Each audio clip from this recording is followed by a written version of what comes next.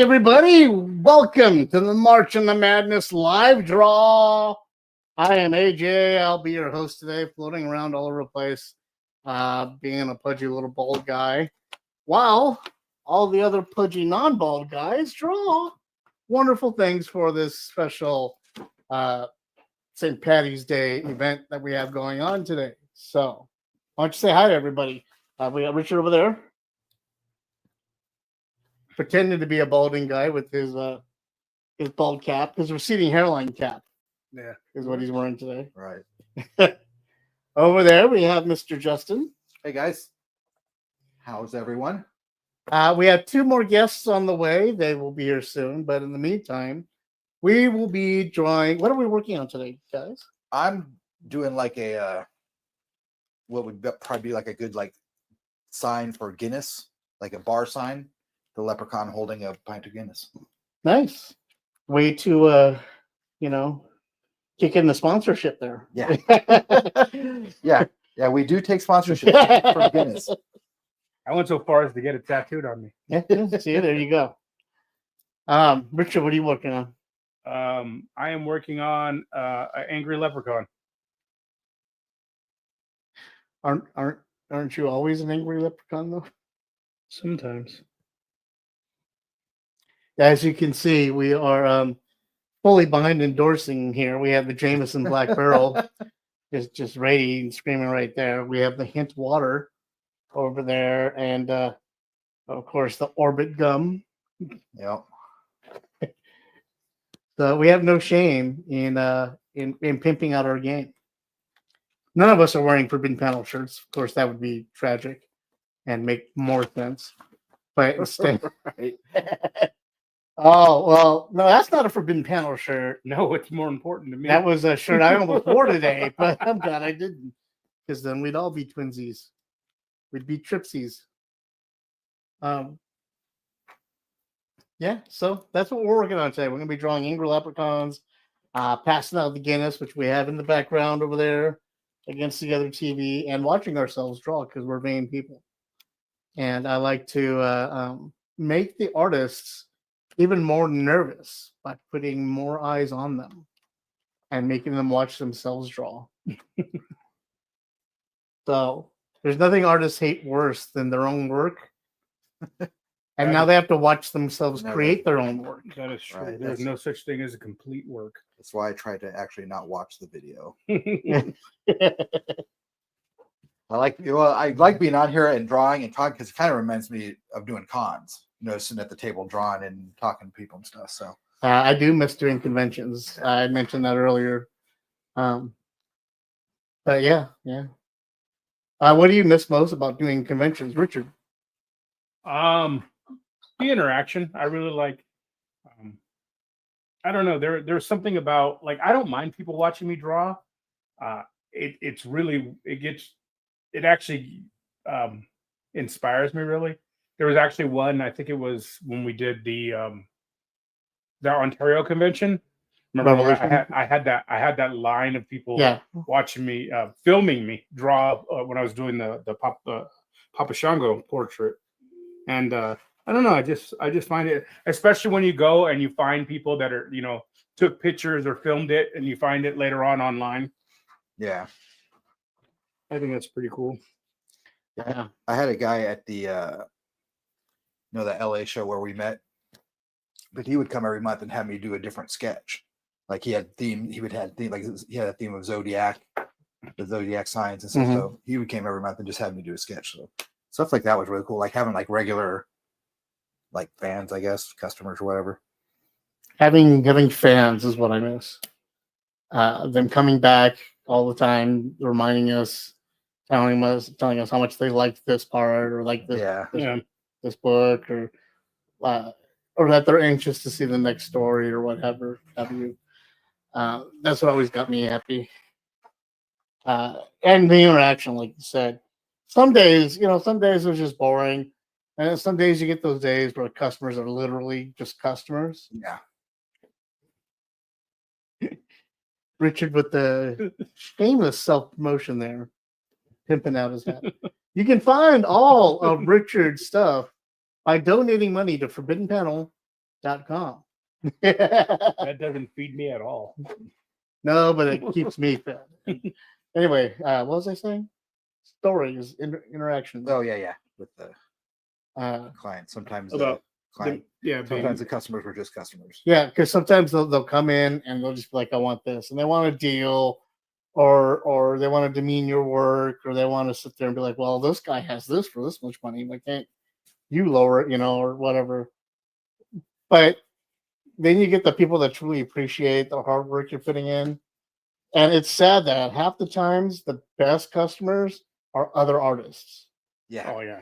Other creators that are on the floor, that have their own booth set up somewhere, because they understand and they appreciate the hard work you're putting in and the skill and talent. And they're going through the same. Because they do the same work. And so they're like, they're super appreciative when you purchase some of their artwork, and they'll come right over and they'll do the same thing, if not more. There's every now and then you'll find that one guy that likes your stuff a lot more than you like theirs. Yeah. And you feel bad because they're spending tons of money on your stuff, and you you got an ash can of theirs. But it's the interaction with the fans and talking with everybody that I miss. Yeah. Not setting up or tearing down, that's for sure. No. Setting up, I don't mind because it's fun. You're excited, and like it's gonna be a good show. Tearing down, dude, is the worst. Is the worst. That's why you try to sell everything last minute. Not even that, dude. It's like the grid wall and the turn tables, loading up the truck. All of a sudden, they're banners. twice as heavy. Right. and suddenly the tall guy is gone. Yeah. Yeah, just me and AJ. Come on, guys, we gotta get this grid wall down. Justin and I are like 5'6", 5'8", respectively, and 7. 5'7", Yeah. and we have one guy that was like over 6 foot tall. That was great. Danny was awesome when he helped us tear down and set up, because we just give him all the tall stuff and he would put it up everywhere. No, now we got to go up and down the step ladder.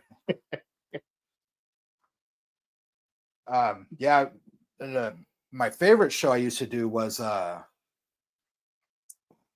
the HP Lovecraft Film Festival in San Pedro, and because it was really small, because it's just an old movie theater, and me and the other artists used to trade stuff at the end of the show, and there's lots of cool people there, cool Cthulhu stuff. So I used to like trading stuff at the end of the show. Well, that's cool. Yeah. Done that a few times. We did that at the what was the show we did at the bounce house, Richard? The trampoline park. I don't remember what that was called.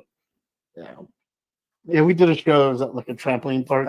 Yeah, it was an autograph sign. They had some Star Wars actors and stuff there. Oh yeah, that's right. I remember him. They had the kid that starred as Michael Myers in the reboot.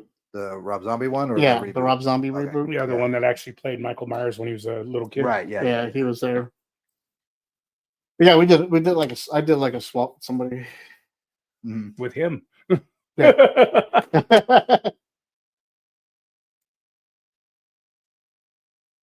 That was a fun show. We didn't get a huge turnout, but it was fun. Yeah. It was weird because it was in the family entertainment area of a trampoline park, which is like, the dining area of Chuck E. Cheese. Yeah. We had Athena's party at one of those trampoline parks up in the desert.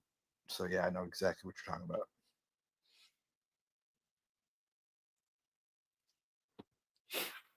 And look here, everybody, we're joined by Joel. I felt like I joined the library when I walked in. It was so quiet. So quiet. Because we knew you were here. We heard the car. Yeah. We were just waiting for you. And you flirting with my wife. And no, I was commenting on it because I saw the beers in the trunk. And I just immediately went into a fictitious thing about, you're going to drink 36 beers and trash the house again and blame it on us. That's what I said. That's what she does. And she said, yeah. All the time. And I told Jack, why are you not stepping in and helping with the situation? He doesn't do that. He drinks. He drinks the beer.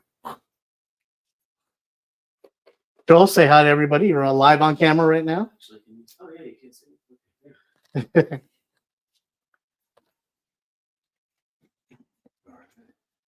So, Justin, are you a usual celebrator of the St. Patrick's Day? Just a side note. It's 1:10 and Joel is here. Pretty good. I'm impressed. I wasn't expecting him until 2:30. What did I tell you when I initially told you about Joel being here?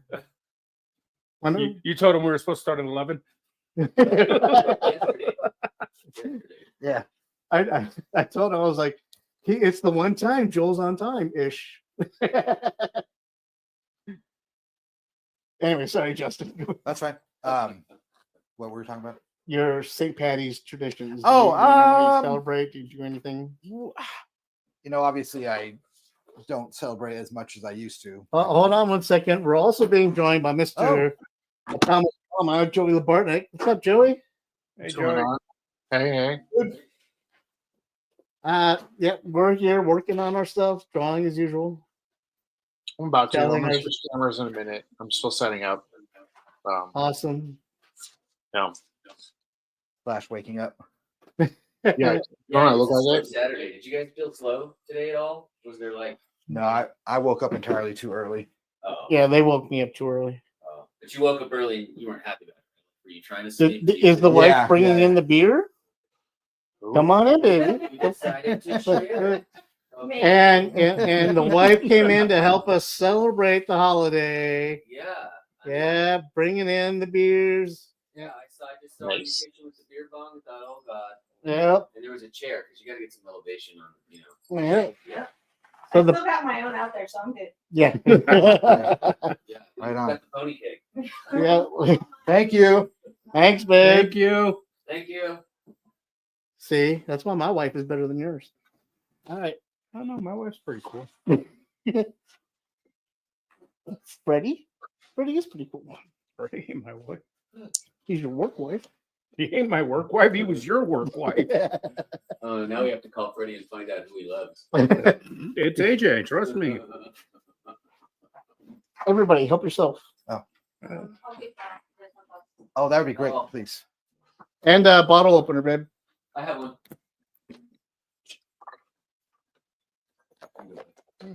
Wait, what the hell? Why do I not have a bottle opener? You might find you without this. Yeah. Good old Guinness.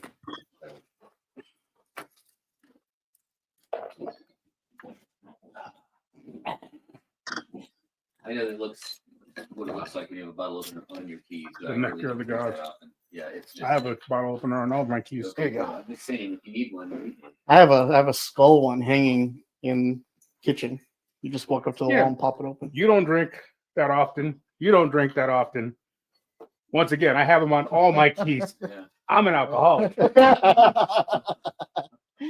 I'm celebrating having a drink with my Cheers. friends. Cheers, fellas. Cheers, cheers, cheers, cheers. Bravo. Slancha. Joey, brother. Slancha is the word we're looking Oh, for. I was kind of wondering if somebody was going to have some, because I did have a little bit of Irish whiskey in the house, but Thank you so much. I didn't know how hardcore we were Okay. Any excuse for me to drink, I'm going to drink. The one time a year I Angry have one. bastard. Oh, Yeah, it's a I don't stone think brew. I've ever Nice. actually seen you drinking. I don't. Not your bag. You're talking to him. I was like, you've seen me drinking plenty. So there you go, people. Happy St. Patty's Day. It's 2 days early, but everyone's got to work on Monday. So Yeah. Technically. Yeah, just in No. case. Grab that. Oh, sorry. Thank you. I was mid-pour. That way you won't have to keep going back and forth. AJ, I'm going to switch cameras soon. Nice. mean- okay, go for it. You can actually pull this off correctly. Oh, yeah. I see what's going on. Oh, let me grab you something. I got a towel on my lap. I don't know why that's funny, but Gotta have a towel on my like lap. you already have a towel on your lap. I always have a towel with You're me. like, you gotta be ready, bro. You never know. I'm all for what? You're like, you never know. Once again, I'm an alcoholic. I was just thinking that towel could be for a million things. All right. So we were talking about your St. Patty's Day traditions. You know, when I was younger, just to be everyone getting together and drinking and partying, basically. I got a buddy that he'll set up and cook like 4 or 5 crock pots full of corned beef and cabbage. That's a lot. Yeah, because he has a ton of people over. Okay, I was about to say. Oh yeah, I know it's like if a there was big not thing. a ton Yeah, of people, then I would have been. Oh, but passing that along. Please. He's off in the corner. You're on camera.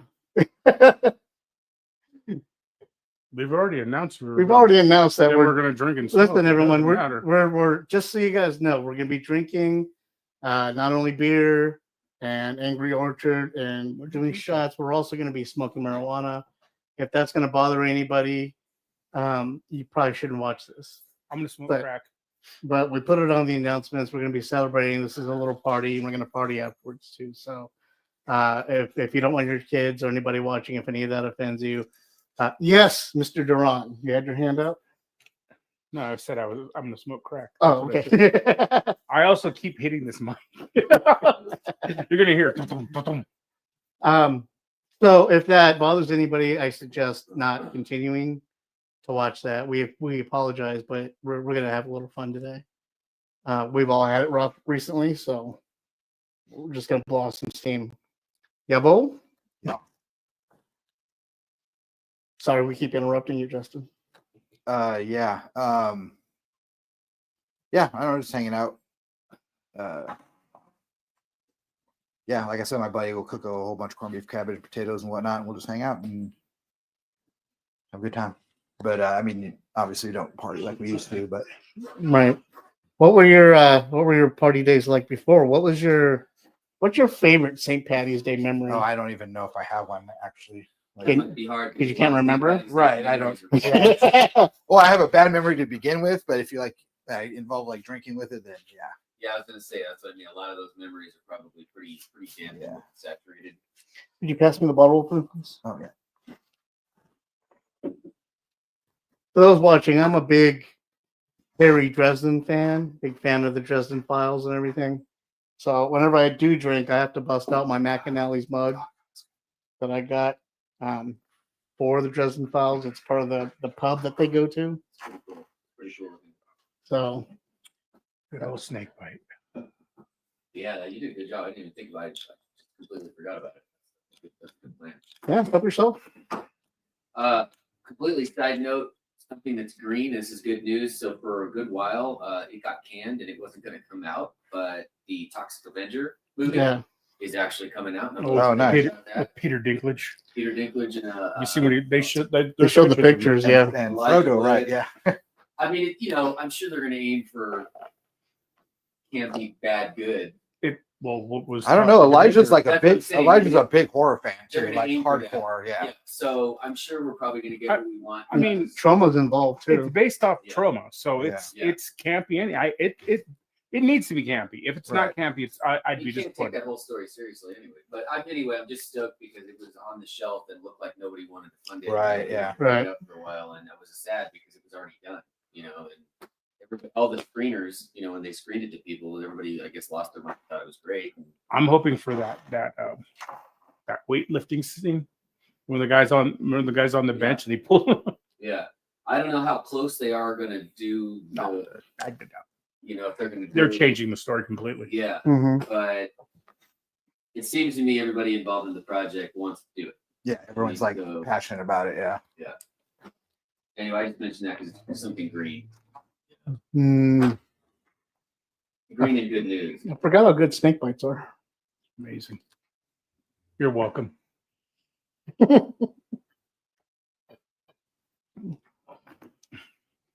I used to drink snake bites and black and blues all the time. Guinness and Blue Moon. Oh, never had that. That'll make you forget who you are real fast. Who are you again? Exactly. So are we gonna finish your story, or did you finish, Justin? You already finished. Oh, Yeah. I'm Richard, your turn. What was the questions? Basically St. Patrick's Day memories. Memories of St. Patrick's Day are very interesting. I have always worked on St. Patrick's Day. Oh, yeah. That's true, yeah. And for most of my life, I worked at bars. So usually, You're there. St. Patrick's Day has to do with a lot of fights and dealing with drunks. And, depending on what type of bar or nightclub I was working at the time. And you're probably not too stoked on drunk people at that particular moment because they were just a bunch of pain in the ass. Correct. Yes. The beginning of the night is always fun. Except we would have at one particular bar I worked at, we would have green, gold, and blue. The lays, the little beaded lays that people hand out for like Mardi Gras and stuff. Oh, like yeah, that. yeah. So we would give them out throughout the year. We had a bead party I think it was Tuesday. But on St. Patrick's Day, we would only put out those colors, the blue, the green, and the gold. And we kept them on this cone because we'd get them, like people would give them back to us at the end of the night. So we kept them on like a street cone. Mm-hmm. Constantly recycling these off of drunk people that are dancing. Just thinking about it makes me want to throw up. They reeked so bad. Like I had to puke. Just taking them off and so I'm handing these to people and they're just happily putting it on. I'm just like, oh. I would beg them to get new ones all the time. It was just so bad. It's so bad. And oh man, and people would be putting them in their mouths and stuff, and just like, oh man. But there was one particular St. Patrick's Day. I was working at a club out in Pomona, and we had Irish band. They showed up, they played. It was actually kind of slow for us in the beginning, and the band ends up getting trashed and starts getting into fight with all the customers. Oh my god! So at some point, we're fighting the band, the customers, or just turned into this huge Was the band brawl. even good, or did they play before or after they got? They were decent. They weren't that good. They played weird because they played like traditional like folk songs and stuff. Mm-hmm. At a nightclub, which really isn't gonna, That's not what I kind of it was really bad.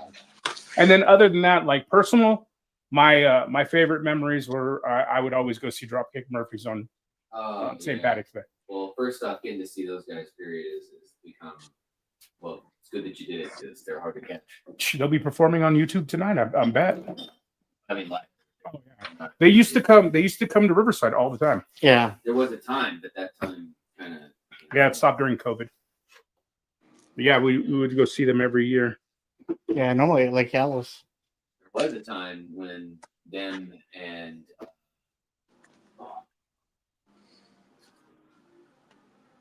Yeah, give me a chance. My brain will come back and remember. But there's another band I love, and it's terrible when you can't even remember the things you know.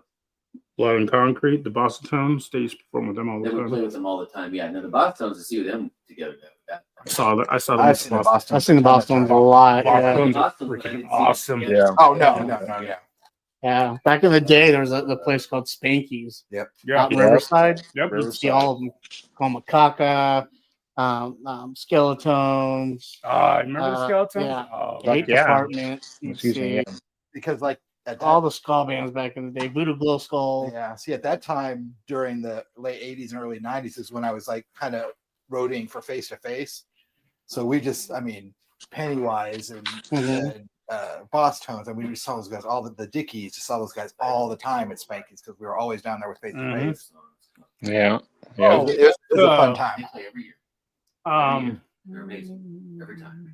Big band, big people. I do not remember. Now you're bugging me. Big band, 8 I'm not people. trying to remember the name. Polyphonic Spree. No. They played a lot with, even though the music's not this. Slipknot. No. Flogging Molly. Flogging Molly. Oh yeah. And sometimes you could catch them. Oh together. yeah, I saw them with Flogging Molly. Yeah. Them it was a Bosatones, Flogging Molly, and Dropkick Murphys, God all dang. at what is it? Petco? Is that the name of it? San Diego, where the Padres play?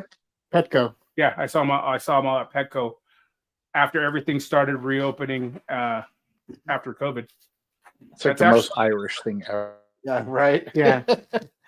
Yeah, we went and it was like, because right there at the entrance of Petco was also the Kilt. Yeah. Tilted Kilt.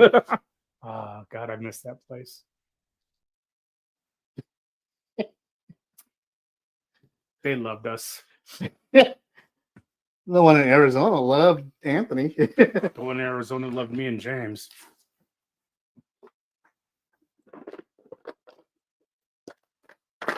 And Joey's gone again.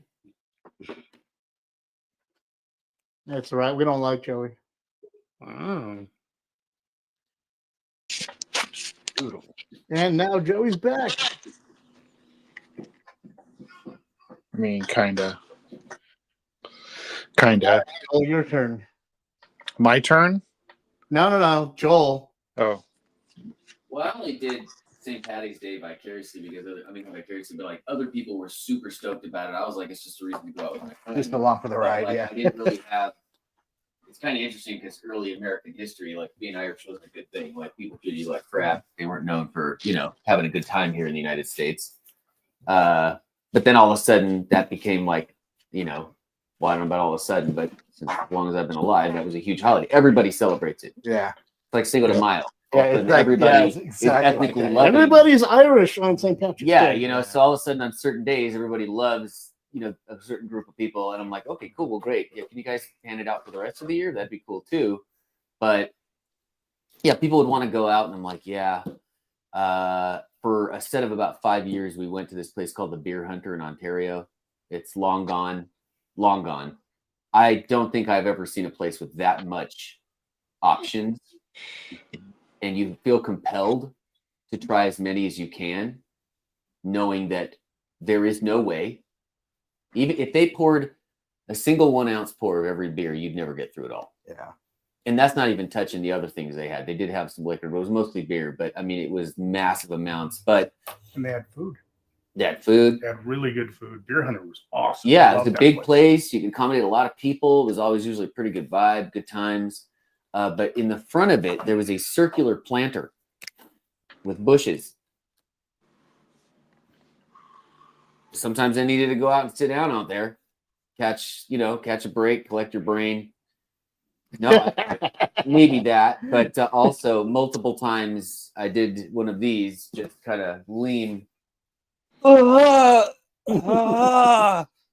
then just kind of go back to sitting normal, act like it never happened. Of course, there's also there's always the obligatory drunk girl and guy fighting off in the corner. There's some people over here doing this. Like, this is kind of like the front crowd. This is the people smoking cigarettes. Nobody seemed to notice that was me. But I mean, I will say I had a great time. Nothing bad ever happened. But we partied hard. I don't have that in me now to party like that. I'm good. Usually the day after St. Patty's Day they need to also have that named. I don't know how you want to name that, but It's a thing. it's a thing. Yeah, it's a thing. I don't actually know much about real origins or how legitimate the holiday really is. If anybody knows, I would love to hear it. But Driving the snakes out of Ireland. Okay, there you go. snake? Mhm. Yeah. In Ireland. Yeah. St. Patty drove the snakes I out. thought I heard you say Snapes, and I'm like, there's more than one. I thought there was only one Snape. Well, they in just Ireland, cast there are them no all. snakes. The thing is, in Ireland, there are no snakes now because St. Patrick drove them all Right. out. That's right. Yep. Had nothing to do with religion at all. Nothing to Nothing. do with driving out the Protestants. Joel is thinking Professor Snape, Yeah, and that's what they were driving out was drive all the Professor Snape. Snapes. Yep, all the Snapes out. Yep. So when did the Leprechaun come into it? Well, the Where did Leprechaun that the Leprechaun is a classic Irish folk figure. Yeah, but you so know? but was I mean, but that character was not originally. I mean, I knew it was around for a long time, but it just became. I think just because it was like another Irish thing. Right. There's only Just there's like so the many four-leaf few. clover and all that. Yeah, stuff. people just Exactly. bundled together the few Irish things that they knew Right. and said, "Okay, Right. here They're we like, go." What's It's just Irish? racism. Okay, we'll just cram them all Yeah. together into this one day then. It's just DEI, man.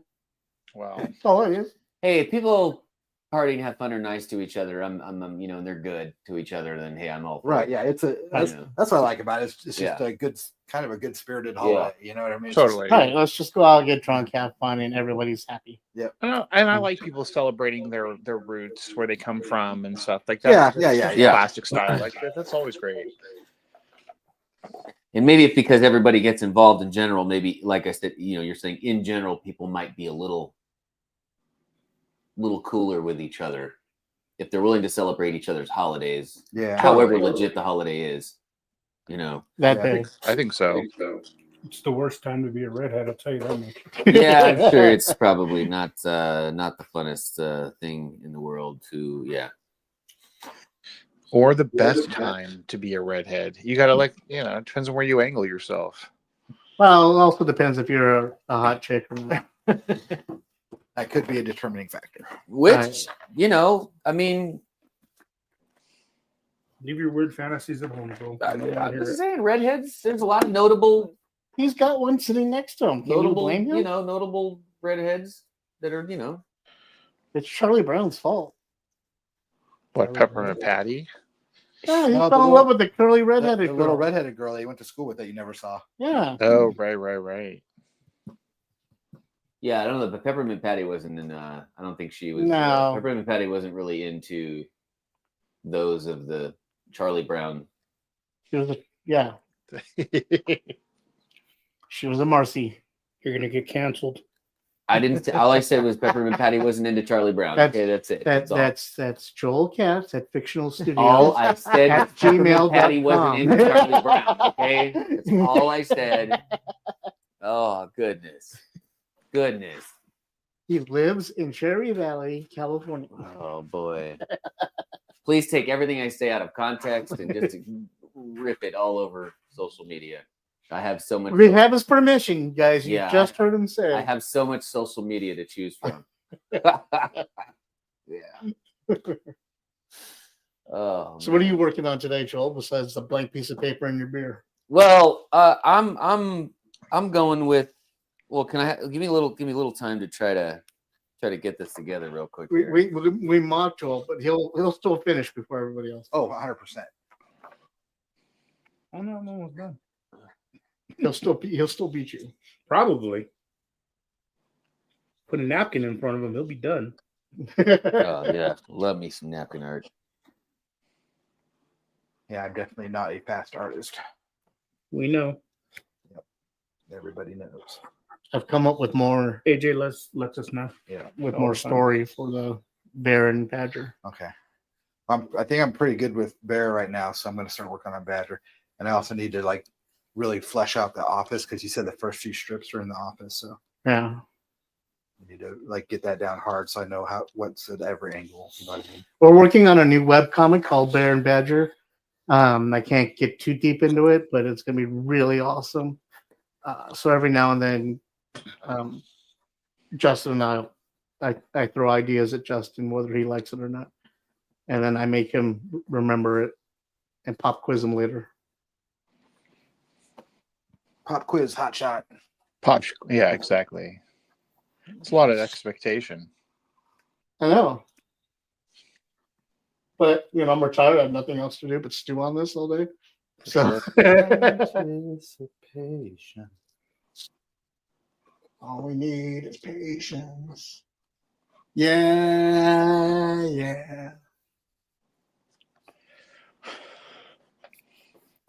And now, So Joel, play time. Companion, the movie. Okay. You were going to say, you said you wanted to talk to us. Talk to us. Oh, okay. And I want to talk to somebody about it. Okay, so now understand I'm a few weeks out now, so some of Right. the details are foggy. See, I watched it again, and the second time I liked it when we went and saw it, but I watched it the second time and I freaking love that movie now. So you notice like all the stuff they were doing to Mhm. lead up to what happened. I remember I did say to you guys that I wanted you to see it too. Spoiler because alert! I If you have wanted- not seen Yeah. Companion yet, we're about to get into it. And Yeah. seriously, I would recommend not listening because going into that movie, the less you know. Richard hasn't seen it, Oh shit. so Yeah, I here we haven't go. seen it either, but I Huh? Earmuffs. I don't. Have you seen it, You Joe? get earmuffs. I don't care if stuff gets spoiled for me. You know that. No, Joey. no, I hasn't don't seen care either. Go ahead, you go ahead. It's my own Well, fault don't for worry, not you having guys seen it at basically this blew point. Mickey 17 completely open for me.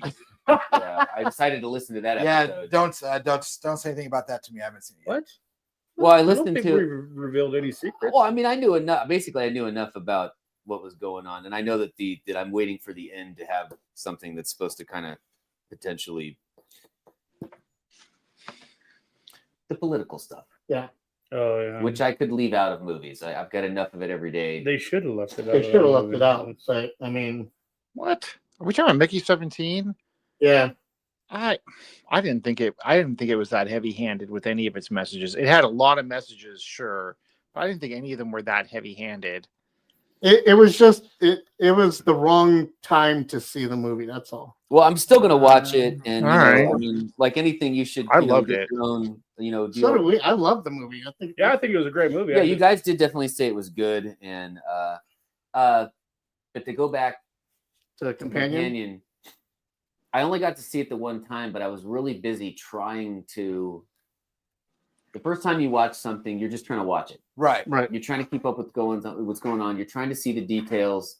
You're trying to see if the stuff you saw in the beginning actually pans out properly, where they're Right. not leaving gaps and leaving, Mhm. and it seemed really tight. It writing. was. So Well, because that's you- why I seen it the second time. You like it Okay. even more because you notice like all the clues they were dropping and Okay. like all the stuff. And it's funnier. Yeah. Because that's what another thing I liked about it. I liked how funny it was, Yeah, which it had, and that's what the thing is. It's not only was it extremely effed up and dark, Yeah. but also funny. Yeah. I'm only referencing it because it also had similar ideas of funny, personable moments, and then absolutely not. But Blink Twice was also Yeah. in there, and I watched that twice because I needed to make sure that was as solid on the writing as that I thought it would be. Right. And it was. They didn't. And also the second time I watched it with my wife and she knew nothing about it. So she was completely Hadn't seen a trailer. good because all I Companion? saw when I Yeah. saw it was just literally just the picture, Yeah. the promotional picture, and it said companion, and I knew there was a robot. That was it. Right. See, she So- didn't even know that. She Well, had that- no even idea yeah, exactly. She didn't even know that's what it was about, or because the first time, and here we go, but the first time he says go to sleep and her eyes just go wide, Yeah. you're like, whoa, okay, if you don't know. If and you don't Kenya's know, freaking That out. wasn't the first time though. Well, I mean, the first time you see it. First time you The know. first time they Right. do it is when they're going to bed and it's dark. Yeah. Well, when you watch it again, you Yeah. notice Yeah, that that's that the thing. the first time when he actually says it, Yeah. and you're like, oh, Yep.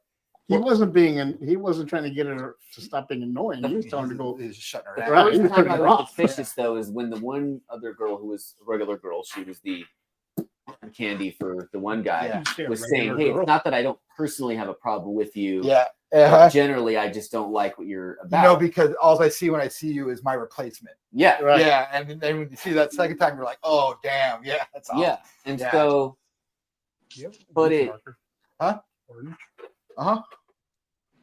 first off, I mean, I think everybody in it did their part really well. Mhm. You know, there's not that many people. I think there's maybe a total of 5, 6 Yeah, characters yeah. in the whole movie, but there's enough people. Yeah. You didn't need more. No, it was perfect. Everybody did what they It's needed like a to do. nice tight cast. Yeah, Yeah. it was. I mean, it was very different, Joey, but it reminded me of like a funny, like light but still dark, like version of Ex Machina. Yeah. There was nothing funny about that. No. No. But No. this was more light, but it looked at a lot of the same ideas, and yeah, it was. I thought it was awesome.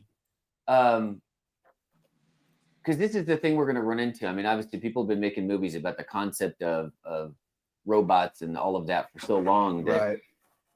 you know, I mean, heart bleeps. how often Hello. how often are we going to be able to keep doing this where people can come up with something that you want to see because you know Well, Yeah, that's the thing. but Is like here's this. but this but isn't like a also new- here's the thing: we're entering the age of where people are having conversations with AIs every day. Everyone's talking Yeah. to like ChatGPT and Clyde and what have you. So this has all been theoretical up to this point. You know, it's all Right. been it's like theoretical science fiction. Now it's actually social commentary when someone has a relationship with an AI and they're talking to Right. it. Yeah. You can buy a companion now.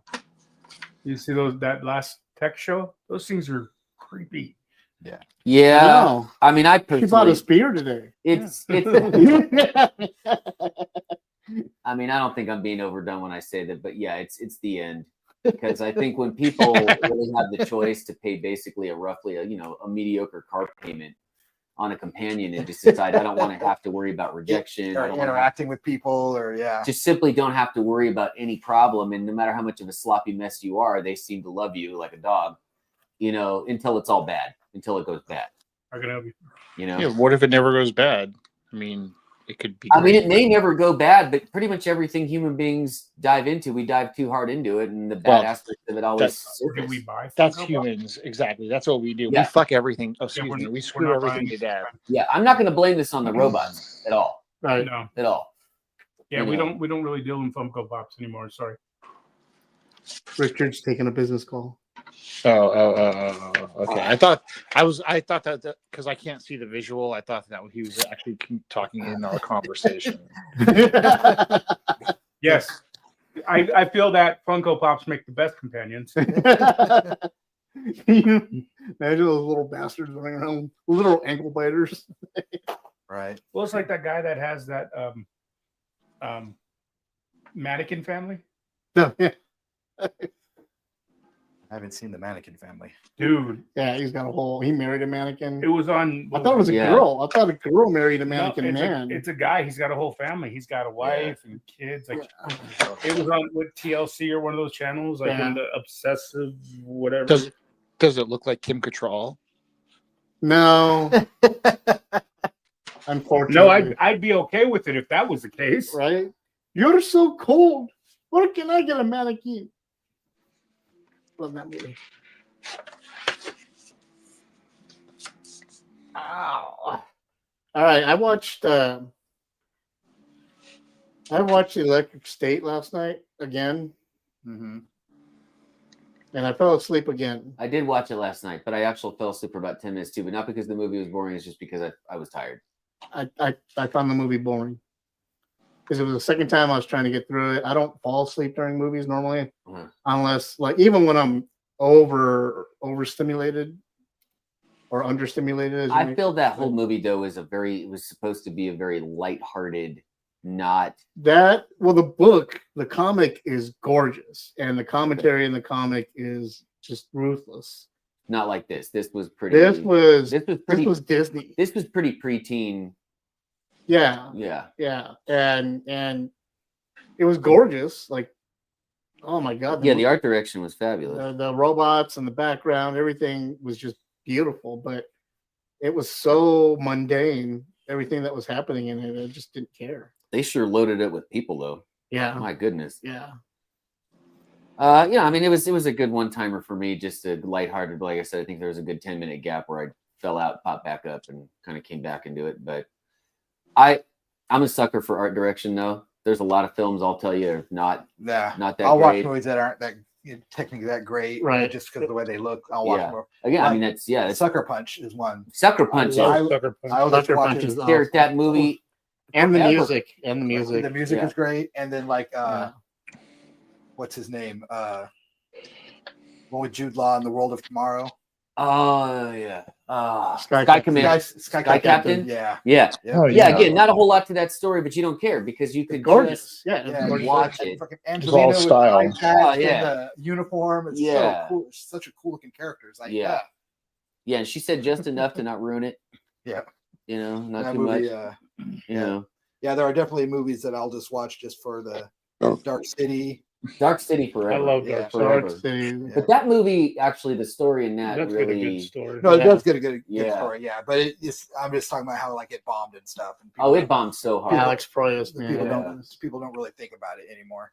No, especially because I've seen it many times since, and the visuals still hold up. Yeah, for And sure. They're still The movie he came out with afterwards, The Fountain, was that it? I tried that movie twice, and the second time I was like, I don't. Rachel Weisz and Hugh Jackman. And It was. No. It felt like it was gonna be good, and it had good acting, but it just didn't. it was pretty. That wasn't It was Proyas. gorgeous looking, but ultimately, I mean, that's a stacked cast. it is a stacked cast, and it's a dismally sad story, and but And then No, came the wasn't ass movie that he did. That wasn't Terrence Oh, McKenna. yeah. Ass. Not Oh, Terrence yeah. McKenna. Jesus. Yes.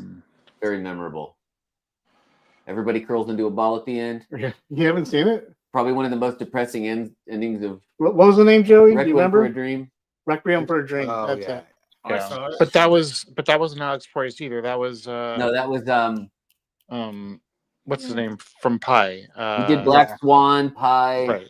I thought that was Proyas. No. No. No, that was Yeah, I can't remember his name. I can't When either. somebody says it's gonna Yep, smack it it's because gonna- it's I'm a gonna pretty be really- hardcore name. I'm gonna be really mad when Yeah. I forget it. Again, he's also known for doing nothing but fun Saturday morning cartoon style Yeah. fun. it's Aronofsky. No, Aaron Aronofsky. No, you need Yeah, you need Aronofsky. Yes. Thank yeah, you. there you Yeah, go. Aronofsky. You need cartoons after his movies. Right. You know.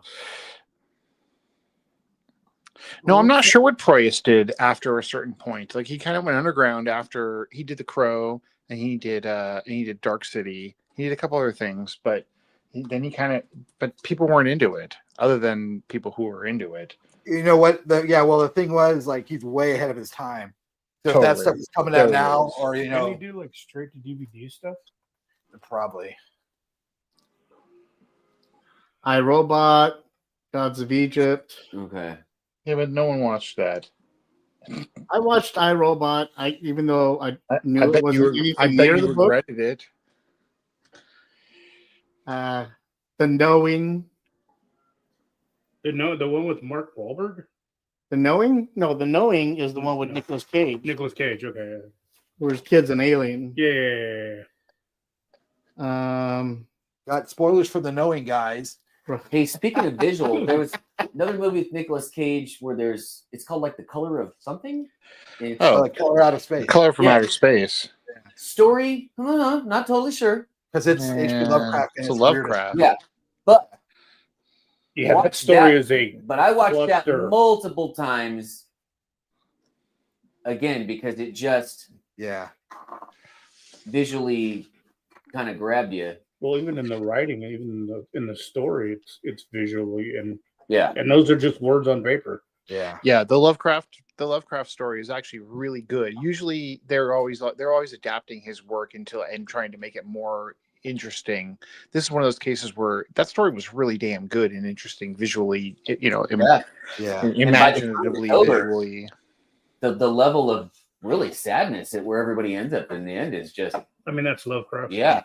I often He's wonder really if cheery. people There's like no Lovecraft- such thing as a happy ending. No, but I mean, the way it presents visually is really rough because it's a family, and what's left of Yeah. that family is rough. But I always wondered if writers That's would have been yay or nay about so many of the things that were made from their stuff, because I feel like most of the time writers these days are fighting the movies being made from their stuff because they're not. It's none of Lovecraft stuff is ever anything like what he writes. no. I mean, That's they, the weird thing is they always try to adapt it and change it to make it more interesting. But if you really read his Leave it the stuff, way it it is, doesn't yeah. need to be touched. yeah, that's why they're famous. in the No. first place. Some of the best ones are the ones they don't do that much with, like The Resurrected, that movie. That was a great adaptation of the case Charles Dexter Ward, and Yeah. Yeah. they kind of left it alone, and that's why it was great. I mean, no one watched it, but that's a great Lovecraft adaptation. Yeah. Yeah. I like Dagon a lot. Yeah. One of the Lovecraft film festivals, they showed that, and I got to see it on the big screen, and that was rad. But that Color from Outer Space, the one with Nicolas Cage, that was a good adaptation of that. Yeah, it story, really was. and that was a good. I've never seen it. I need to check it out. I think you'll like it. It's definitely something where if you I'm a huge love. You don't want people in there with you or talking phones away because you Right, you- yeah. it gotta- definitely you gotta sucks pay you in. attention. It's definitely a story where you're watching the characters, or at least one or two of them, trying to desperately figure out what the hell's going on, and, Right. and they just you're watching it crumble, and you know it's crumbling, Yeah. and Yep, that's Lovecraft. yeah, I mean, yeah. unfortunately, they're screwed from frame one. Once Yeah. the thing, whatever Yeah. it is, once it starts, like they're Yeah, screwed. it's They don't know it, but no, and that's what's great about being us, being the viewer, is that we're the fly on the wall, and we can walk away unscathed, Yeah. except maybe little nightmares, or just maybe you ever gone to work or gone to someplace the next day after you watched a movie like that, and they're like, "Dude, what's up with you?" You're like, "Oh, nothing." You're still Just had my mind blown. Is all. yeah, you're still deep into what you watched the day before. Yeah. The characters in a Lovecraft story are just role playing game characters with a very vivid Yeah. Sorry, guys, they're dude. all waiting for Be the there in a second second. drop. Right, when he's Oh, talking trippy. about trippy stuff, and all of a sudden this happens. Great. Yeah. But also to go back, if you guys are watching and would be interested, please, the companion. I know we said some stuff about it, but there's plenty we didn't say. Yeah. No, it was really good. And like I said, I watched it the second time and I was like even more impressed. Yeah. And anytime you've got a story where the idea of who and where the villain is coming from and what's going on there is direct, not direct, and suddenly ambiguous, and then not, or just keeping you in that state is a good thing, because I think in real life it's kind of not always clear. Right. So, and maybe I'll check it out. I'm trying to think of what other fun crap. I don't know. Well, they had at one point we're on. I've got the POV cam on now, guys, so you can see what everybody's working on. But at one point in time, they were showing work from Guillermo del Toro's Mountains of Madness. Right. Oh my god. He's been working on that forever. And Is that that looks really so gonna- awesome. Because that's going to be visually very complicated. Yeah. Everything Del Toro does is I complicated. know, but I'm talking. This is even more complicated. you know? Those monsters are not easy to try and describe to somebody. No. So, what are you working on here, Joel? Well, I was thinking green, so I'm going with Leprechaun Godzilla. That's what I'm going with. Oh man, we're on the same page here. Yeah, that's all I got going on. That's awesome. It was Are you either drawing that a or, Leprechaun Godzilla too? I am drawing a leprechaun stomping on a city. Yeah. oh, perfect. Nice. It was either that or I was going to do something messed up with Kermit the Frog. But, Like Kermit get railed. Got a Leprechaun. Have you seen? It ain't easy being Yeah. green. definitely poor Kermit.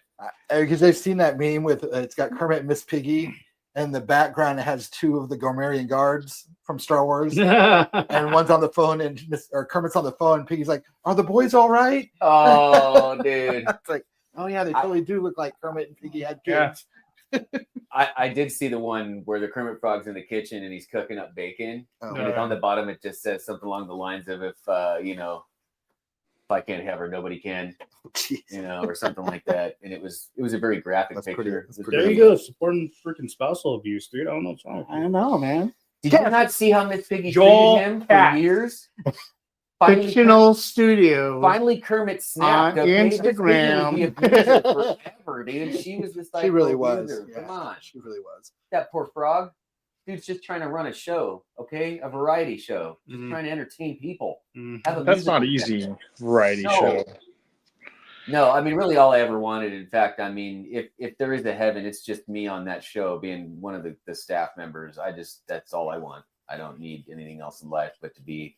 I want to be in the that show. grumpy old dude in the freaking balcony. Hey, Oh yeah. those Stellar guys, Waldorf. those guys are heroes, man. Oh yeah, Those are Yeah. they're the real heroes. yeah. Stellar and Waldorf. They got Yeah. a slam for everybody. They're Like, the best, man. yeah. Richard and I were talking about doing a podcast about how, as guys growing up, we didn't have the most supportive fathers. Well, I didn't, and how as men we're not allowed to talk about certain things or like ask our father certain things, because normally they'll just be like, man up and shut up, you know. But the thing about that is they but usually typically they came from fathers that Right. even far more in It's Right. not even that. Well, I come from my perspective is different on that. Like my father was very, very open and very easy to talk to. Like my parents were very supportive. Was his father not, and he went the other direction because of it, or? You know, I don't know. I don't know much about my He grandfather. didn't talk a lot about it. He was far gone. Like my dad was one of 16 kids. Was he the baby? He was the youngest. Baby? Okay, so his relationship was very decreased by the time. Okay. But like my parents, I mean, anybody that I had the coolest parents in the world. My parents are. I mean, Joey met my parents. I met parents. Yeah, totally cool. My parents are super cool. My parents would talk to if my friends have problems, they would talk to them. But we all grew up in that era, that stigma of a man doesn't like, no matter how supportive you are at home or how lack of support you have at home, the stigma was still there and still is to an extent to guys our age. You have to man up. Yeah. You got to macho up. Yeah. Things got to be in a certain way. Guys don't cry. Guys are the providers. Guys are this. There are questions that we had as guys growing up. If we tried to ask our fathers, they would just look down and was like, "Yeah, man up. Who cares?" Yeah, or nobody cares. Right. So we were thinking of starting a podcast where we would do that, talk about questions that maybe guys have had growing up that we can answer. You know, shaving against the grain or not with the grain. Questions like that, how to clean out your ears properly. Yeah, but clean behind your ears. You know, randomness. But I even found that in myself sometimes when I would be. It's a stigma that sticks to right. Things that you had to discover on your own. But I mean, me even also perpetuating it when I didn't want to. I found myself doing that a lot to my own kids. Right. Again, younger generations, and that's when I noticed. And sometimes I'd have to step back. My goddaughter, she lives in the house. She got a boyfriend. Got friends come over, and there'd just be moments where I'm like, "Oh, you're doing that." Right. Like, no, they're the softer, more feeling, like. You know what I mean? Right. But that's the way everybody should be. Like, that's the thing is we weren't allowed to, or at least we didn't believe we were allowed to be in tune with our feelings. Right. And so we were thinking about doing that on a show where we talk about how, you know. Well, if there was ever a time in history to do it, I think now it's probably. But then we were thinking about like the logos we would design for it would be. How the hell you design a logo for that? Yeah. Well, we came up with it. Yeah. You did? Okay. Yeah, because we were going to call it the Grumpy Old Panel. Okay. And have us be the two old Muppet guys in the theater, just standing up there like complaining, or have us on like the VR equipment but bumping into everything, or from Grumpy Old Men on the fishing boat, right, on the fishing boat, but like have us being old but trying to adapt to new technology. You know, that would be the logos. It's crazy to realize when you start, because it wasn't, honestly and sadly, it wasn't until very recently I realized that stigma was a thing, because I still stick to a lot of that. You're weak. You're like, I very, very rarely show emotion. I just don't.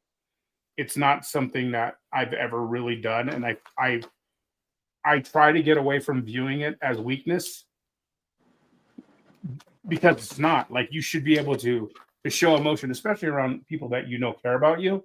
And I'm the worst with that. Whereas I'm the opposite. I'm overly sharing. I'm overly sensitive, and sometimes that makes me think, oh well, other people are thinking of me like, you little wuss. Why are you crying? No, you know what I mean. I think most of the time it's probably, whether they're admitting it or not, making them contemplate. Well, that's what I'm saying. Make them think, why am I uncomfortable with it? When really it's, well, like, okay, for instance, like, you guys all deal with it, but like, I hug all you guys when I see you. Right, and I'm a big hugger too. And some people are cool with it, and even the friends I know that are not. I hate that. Richard hates it, but he still kind of lets it just get done and get over with. Once it's become, and that's the thing. Like probably about 6 years ago, one of my best friends, this girl named Sam, she came. Like, we're getting into the real conversations here. Yeah, right. Yeah, man, we moved quick. Yeah. And we've lost 3 viewers because of it. Oh man, I guess it is that uncomfortable. Yeah, it's that uncomfortable, but we're still drinking and drawing. Kind of just proves the point. Yeah, I better get to that drinking. Jesus. Yeah, you need to catch up. So there's this girl Sam who's a really close friend of mine, and like girls do, she's a young girl in her 20s. She was a hugger, and she would always come up, and if anybody has ever given me a hug, I instinctively do this. It's pretty stiff. I flinch. Eventually, you'll get this arm up, and you'll get this. Yes, I'm not a big, unless he's drunk. 1 year on my birthday, Yes. he was drunk and gave me the biggest, most huggiest hug you ever had. You got a lot of them that day. It finally, it just overflowed, like the dam broke. Right, and I hold on to it. I drank 3 bottles of wine that day. We drank 3 bottles. Me and one other person drank 3 bottles of wine at lunch. Right. So I'll be like, "Hey, Richard, I'm coming over, bro. Are you through bottle 2? I'll be there in 15 minutes, and I need a hug. Damn it! I'm bringing the bottles with me. Rhyme yourself." But so Sam, every day she would come and she would run up and wrap her arms around, give me the biggest hug, and she referred that entire year. She's like, "It's Hugapalooza," because she wanted me to get used to being hugged. Mm-hmm. And now, sadly, this is as open as I've ever been to human. I hate human contact. Mm-hmm. I don't even like shaking people's hands. I was that guy. I wouldn't fist bump. I would do the elbow thing. I don't like it. And I've become over the last few years, over the last, I said 6 or 7 years, whatever it's been, I've become more open to it. I think mainly the thing is for the people who are the huggers, which is me. Yeah, me too. I don't know. I just have this. It's a way of showing your value, and I can't help it because I enjoy you. So I just I want to hug you. It's just a thing. But also culturally, I've been to other places. I've been to England a bunch of times, and they're big, strong, tough dudes that'll beat your ass if you're, will also immediately hug you. Yeah. They might give you a kiss on the cheek. They'll Yeah. tell you, they'll call you love.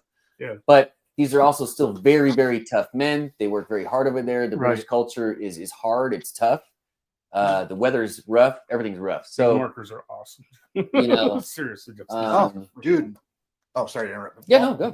Walmart, dude. They're like Things are amazing. $10. Yeah, $15. I think we talked a little bit before. You can get high quality, good stuff that works great. But that doesn't necessarily mean the quality is expensive. Plenty of good things. Yeah. I got some good stuff over here. For sure. Like going back to what you were saying, Yeah. growing up, affection wasn't allowed to be shown in the house, at least from me. Yeah. But then I find out Korean culture is all about hand holding and hugging and Right. affection stuff. Yeah. So as soon as I got out of that house and that environment, I became overly affectionate, overly comfortable with my feelings, and realized that I had to, because after I attempted suicide, I couldn't keep those feelings in me anymore. Otherwise, I'd be in that position again. Well, you brought up the ideas that I think also when you have things happen that make you realize the unguaranteed time Right. with people, Yeah. or the opportunity that could be the very last time you see them. You drove home, they Yeah. drove home. And not that it has to be that heavy every time you say goodbye to somebody, but it is. It also is. It's your last little moment. Hey, I'm gonna leave, but Right. here's this thing. And this is for all the guys. Again, you go ahead and cancel me. That you Joel Katz. could potentially be so worried that you're so homophobic that you think a singular hug with a man is going to suddenly make you want to be with men. Yeah, that's stupid. That's totally ridiculous, and you should just show your friends, but also at the right time. If you have friends that it is uncomfortable for them initially, try to be aware and ask them, hey, is this cool? And maybe they'll say yeah, because you asked first. I think I probably didn't ask. I think I probably threw poor Richard into a hug when I first met him. Warned me. Did I warn you? Yeah. Okay, good. But that's the thing is and it's weird. It's a weird dichotomy in my world, because as much as I don't show emotion. I'm not a big hugger. I don't like human contact. And I'll tell my friends in a minute that I love them. Yeah. But it's just like I said, I had the most supportive, the most awesome. I've had multiple friends that lived with me when my parents were still alive. My parents were really, really awesome people, but that's the one thing that, growing up, I don't remember the first time my dad. Well, I don't remember being younger. My dad ever telling me that he loved me until I was in my 20s and he had a heart attack. That was the first time I remember. Doesn't mean I never felt love or anything like that. It was just never stated. You know, like we weren't the most, like even my mom, we weren't the most affectionate family. I knew I was loved. I knew I had the coolest parents and I knew I had all the support in the world. We just, it's the expressing it thing. And Right. my parents were just like that. I think That's my dad. My dad never told me he loved me. The only time he ever told me he was proud of me was when my son was born and I was there. But my dad was black, so he was thinking like, you're being there for you're being a father to a kid. Your dad's also a black man who older, who grew up in a hard era. Right. That's what I want to bring up too. That the quantity of obviously not our fathers, but their fathers, so our grandfathers, who the amount of straight up alcoholism and those kind of issues, and then our great grandfathers, just things were pretty rough. And by the time,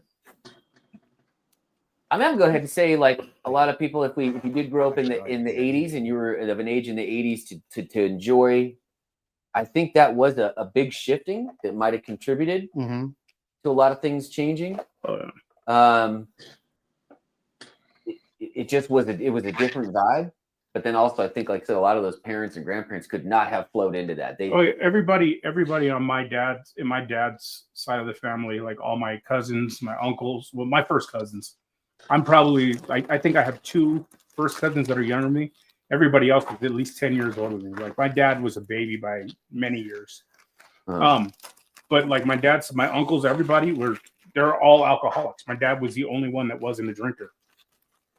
So, like, yeah, it's a harsh reality. You know, and then that alcohol wasn't. A quick timeout, you guys. Oh, yeah. Welcome to hour 2 of the drink and draw that we're doing here, the live stream. Therapy session. Exactly, therapy session. The Forbidden Panel Therapy Session. I am your shrink, AJ. The forbidden topic panel. Right. We're currently talking about dads and how we hate them. And I would never say that, actually. Not all of us. Nah. How we love our dads and how they shaped us to be who we are now. And Joey's awesome artwork, because that looks really cool. Yeah, let me see. But yeah, that's pretty sweet, bro. We're getting there. We got 2 hours. We got 2 hours to go. Yeah, 2 hours to go. Oh, we need every minute, because I know we all need the time we got. You know what that reminds me of? Argyle. Yeah. Yeah. Yeah. Step and twist. You saw Argyle, Joel? I found people either hated it or loved it. I was on the loved it side. I embraced the silliness that it was supposed to be. Movie. Love that movie. And if you were looking for James Bond, then you were looking the wrong way. This was fun from start to finish. If you could just relax and enjoy the silliness. Did you see it? I haven't seen it yet. Guess what we're watching today? Yeah, I'm down to watch it. I want to see it. Yeah, it's a good time. It's a good time, and that's all it's meant to be. Yeah, it's meant to be. It's meant to That's be. the problem with these with a lot of moviegoers nowadays, is that they're expecting dramatic Oscar-winning performances, and or they're expecting the next IP, whatever it's going to be, Yeah. but they just can't go and enjoy a schlock fest. Like That this. movie's in the vein of what was the name of that other one? It's the same guy too. Where he's the hitman? Kingsman. No. No. Hitman. He was a hitman and had Mr. Right. Yes. Yes. So like, Yeah, but it was the Kingsman too. He directed the Kingsman. oh yeah. Okay. Same guy. He did all those Kingsman movies. Which I love those. Finding too. Mr. Right. I find I those think to be pretty entertaining. I love the first one. Especially. Yeah. It's so good. Yeah. The second one's the best, in my opinion. Sorry. Yeah, that's fine. With I Elton John running around kicking everybody's ass. But I mean, they led into floating each in the other. air. They led into each other. One stepped up to the next, and it's He did Kick-Ass. yeah. And that was great. Combination of a ton of I just laughs, rewatched that not too long ago. with good ass kicking, Right. good special effects. It's generally fun. That's the one thing. Like, Ron Howard's daughter Yeah. skating in combat boots, Oh wearing yeah. a K-bars for ice skates, Ice on skates, yeah. oil Yeah. that's with Ron two Howard's daughter? M16s. Yeah, I didn't know that. Yeah. yeah. And Bryce Dallas Howard, I who did not know. directs The Mandalorian episode. Like the Yeah, I knew best she was a episode director. best episodes. of the She Mandalorian. she decorates. I knew directs. she was a director, but I didn't know she was 1 hour. I didn't know her name. So Most of the great Mandalorian episodes are the ones she directed. Yeah.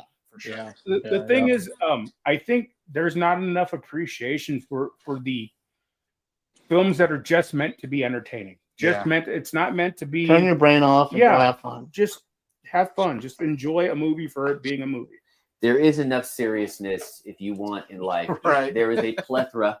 Not that we don't also, I think all four of us do enjoy a really good dark movie that's well done. yeah. Yeah, but as we were just talking, But- like there's too much seriousness in this world Yeah. half the time. I'm sorry, I'm not going to go see The Brutalist. I'm just not.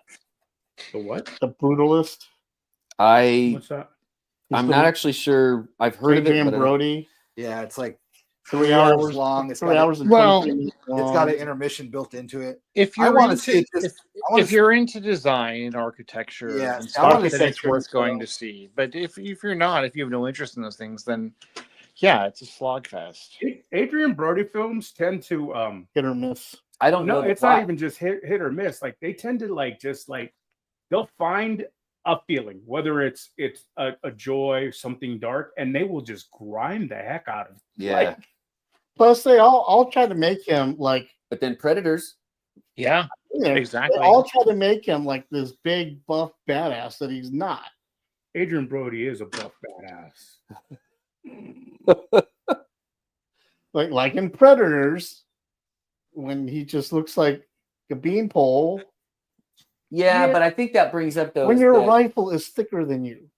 Yeah, but that's the advent of weapons changed warfare. So I mean, you think about, I mean, he played.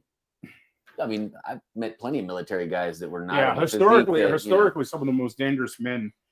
Yeah, you always see weren't you always see on exactly YouTube the documentary about so and so with the most medals and kills. And Yeah. it ends up looking like this dude that you Like that one guy that was a bodyguard for Obama, and he was like, and he looks like an office clerk.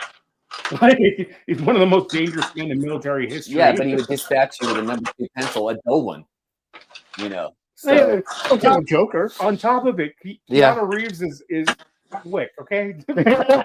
yeah. right. And Berserker. Which Yeah. hey, can I drop a little piece of information? You guys already maybe know this, but apparently the only reason we have John Wick is because Eva Longoria stepped in and funded it. Nobody else would fund it and pick it up. That is true. She saved that. She was Yes, asked, that is and- true. and she said it was the best money she ever spent because she turned around and made tons of Yeah, cash I'm on it. sure she Sure. did. But out of all the people, if you would have asked me who came in and saved that franchise in the beginning, I'm sorry, she wouldn't have been. She wasn't even close to being on my radar. Well, that's because you don't know. Eva Longoria is heavy-handed in producing films, giving movies money. And I didn't know that. And I didn't know that. So as much as I didn't have any issue with her before, I had a newfound respect for her, respect and Right. opinion that okay, hey, there was a dimension of her I didn't know. She's You know? a big time. If it counts for anything, I don't know who Eva Longoria is. If you saw a picture of her, you absolutely would. But I mean, she's mostly famous for Desperate Housewives, which is not a thing I think. Yeah, you might have. Oh yeah, go ahead. And now it'll get real quiet. I have no I have no clue who Eva Longoria is. But now Wait. you know a piece of information about her that when you do see who she is, you're gonna be like, okay, well, but at least now you're going into knowing who this person is based on something that's Pretty cool. I don't And know, man. And it Find was out- cool that she took a chance. You know, you don't hear about the behind the scenes people No. in Hollywood who take chances on cool stuff. Which is That- this this is one money, of and those often this chances. money is big money. People are deciding to drop, $5, $6, $7, $10 Yeah. million, which they may still have money. But even if you're a rich star and you have, let's say, $50 million, but you drop 1/5 of what you have Totally. on something that could completely not come back. I appreciate when anybody does a work of passion, and maybe it doesn't come out as the greatest project, but like if they have the passion behind it, like I appreciate whatever they do. Yeah. That's why like I'm notorious. I love bad movies, right? I really do. And for as much as people want to make fun of things, some of the movies that a lot of them are intentionally cheesy, because it's what they're meant to be, mindless entertainment. But it is somebody's passion project. It actually Right. takes a lot of Mhm. intelligence, I think, to make that. And be when smart. a project is earnest, Like, Yeah, it doesn't for have sure. to be great. If it's cheesy, but it's earnest and it's in the vibe, like that means more than You it can tell being they cared good. about it, you know. Yeah. And you can, and it's crazy because you could have this weird passion project it's stupid and it's meant to be. It's meant to be mindless entertainment, and it can become a phenomenon. Look at Sharknado. I love. Oh yeah. Oh man, Yeah. love it. This Yeah. is something that was made as kind of a joke, put out on the Sci-Fi Channel, and got so popular it was released in theaters. And Right. how And many people paid money to see it. and how many movies have they made off of it, ripping it, totally stealing? I mean, it's Well, I sharks mean, versus they made everything. 5 sequels. No, but I'm not even Yeah, talking there are about 5 sequels. I'm not talking about even just the legit sequels. If you go look up, Oh yeah, now at this point, there's everything that you can think of versus something else. yeah. There was. Oh, there's a documentary about this, about all the shark Yep. mutation There's a- movies. You know, And Yeah. still not a single shark has gotten a dime of royalties. They're in the water. no, right now, absolutely like not, anything. absolutely not. There's actually a documentary on how Sharknado got made Right? Yeah, because yeah. it was played in the theater with Sharknado, the first one. That's right. But Pretty- that it's a you pretty know, awesome story. you don't always have to take everything so seriously. Sometimes it can just be dumb fun, and Yeah. Sharknado is one of those. It's a great Yeah. example. I mean, look at Peter Jackson's first movies. Yeah. Oh my God! Yes, yeah. Bad Taste. I love Bad Taste. I love that. Yeah, exactly. I love Bad Taste. Dead Alive. Dead Alive. Yeah. Meet the Feebles. Meet the Yeah. Feebles. Yeah. And everyone forgets about those. You know, Yeah. everyone wants to talk about the everything that came after. And you're like, but And no. in interviews, he says that was the funnest time of his life. You can see that he was having fun making those movies. When in Bad Taste, when the van pops up the fake Beatles Oh yeah. thing in the van, like it never fails to make me cackle as hard as I possibly can. That also has the most realistic body going off of a cliff that I've ever seen in a movie. Oh, right? Like totally. Yeah. I think they legitimately threw somebody off a cliff.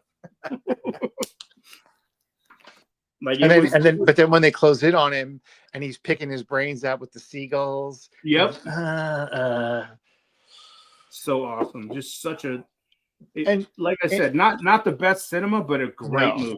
But it's also and it even takes it further. It's a joy that it's Peter Jackson himself doing that. You know, like he's so in the weeds of it. Right. It's joyous. Well, it's to me, it's like music. When I go see a band play, if they look like they're having more fun than anybody in the crowd, then it'll be a good show. Yeah, that's exactly what it is. If they would that's where they want to be, and they wouldn't they don't want to be anywhere else but right there on stage with that group. You see someone just like doing their absolute groove, and you're like watching them do their little dance. You're like, like, yes, I appreciate you doing your little dance right now. Like that's amazing. Yeah. It comes like I mean, you see it in a billion like baseball movies. It's a saying that they use in baseball movies all the time. Is they'll tell them like smile, like we get paid to play a game. Like when you can have that kind of passion about whatever you're doing, that's awesome. That carries over so well. Yeah, it's those same people that when they're being approached by fans, soak it up and are just like super stoked. Like, hell yeah, I'll sign your thing. Come here. We'll pull them in, give them a hug, take a picture. Because again, like you said, they won the lottery in life to be able to get paid. Thank you, good money, doing what they to love. do what they love. And if you don't love it and you're getting paid, man, I don't know what dude, you need to go. You need to just go. Hey, what's your problem? Yeah. Basically about works of passion. Yeah, it started off as movies. More into that. Yeah. You didn't miss. That's everything. I was going to say you didn't miss much, but also a lot of words were said. I'll catch you on the replay. Yeah, It's all right. Yeah, you'll see it. I did want to ask you guys, favorite St. Patrick's Day's movies. aren't that many. That sucks because there's not really a lot of that I can even bring to Yeah. mind. You can't say Darby O'Gill and the Little People. Oh, I love that film though. Yeah. How dare Yeah. you deny me? I mean, again, I hate to say I this think is only going to be the first one, but though it is also up there in the realm of best worst ever. I mean, Oh, God. obviously. But The also elephant in the room. the prosthetics and everything they did that was the first time I had ever actually thought of a leprechaun as being. They did monopolize on that. Leprechauns were always, they were up to no good and kind of mischievous, but no, this one was Wait, are we straight talking bad. about Darby O'Gill still? Leprechaun in the Hood. Oh, I mean, Leprechaun in the Hood is even better because that was, if you want to go we're you go all the way, then okay. yeah. Okay. But Yeah, even the Leprechaun first is one, the go-to, unfortunately, or fortunately. what is the name? I'll have to look it up. It's gonna get depressing right now, real quick. In Bruges? No. The Banshees of Inisherin. It says Banshees right there in the damn title. Yeah. I know. It's Irish. Sunday Bloody Sunday. No. Sunday Bloody Sunday is really good though. I didn't say favorite Yeah. YouTube song. No, the movie. yeah.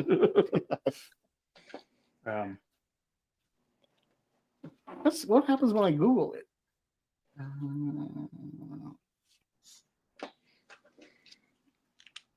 There aren't a lot of good St. Patrick's Day films. Though. Banshees of Inisherin is there in the list. But the best Banshees were in Darby O'Gill and Little People. That was the best Banshee. Michael Collins. So it's the Boondock Saints. Is that really Saints a up there. St. Patrick's Day movie? How is it not? It's very Irish. It's very Irish, but it's not necessarily. No, I it's mean, not. It's not Irish- necessarily a St. Patrick's Day movie. No. It's Irish. That's all. I mean, would the fighter qualify? The Grabbers. No. I like Left the Foot. Grabbers, but Then you're saying like is any movie that's Irish The Commitment. automatically going to be? no, it's like In the Name of the Father. Angela's Ashes. No.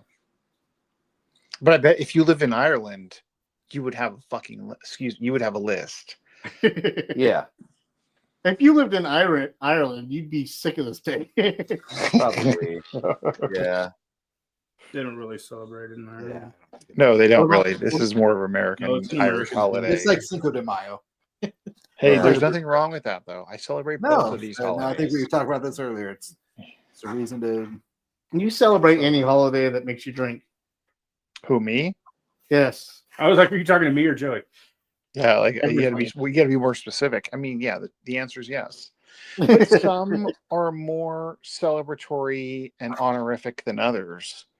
Name one. Well, no, St. Patrick's Day is the best, and Cinco de Mayo. They like those are the two greatest. Yeah. Everything else is like New Year's Eve, or I don't know. New Year's Eve is way overrated. Yeah, and I'm not even Irish. I've just had a lot of Irish people in my life Yeah. who've I'm like they bled on me basically. I'm not Irish, but I'm an alcoholic. So I've got a. But again, I mean, not to dip back in history, but being Irish was not, 1900. You try being Irish or Chinese or black or being a lot of people like you were in the bucket list for no bueno. Like you weren't getting treated good. Joel Katz with the K. I'm talking Fictional history. Studio. It's known that it was not easy at that time in history to be a migrant from many places. all I heard is that Joel doesn't like anybody but white people. That's what I Sweet heard. God, said the That's Jew. what I'm hearing. Yeah. See? But Joel KK Katz. oh, sweet my God. God. If only they knew how extra funny that really is. Yeah. Cats. Yeah. Yeah. So, but if over time, history softened some of this and it did get better. Man, that snake bite is still good. Oh yeah, Always good. snake bites are always good. What cider are you using, AJ? Angry Orchard. Apple. Yeah, Chris Apple. Nice. Very nice. I used to get the variety pack so I can change it up, Richard, you got everything you need over there. You don't need any. but then I realized I don't drink that much.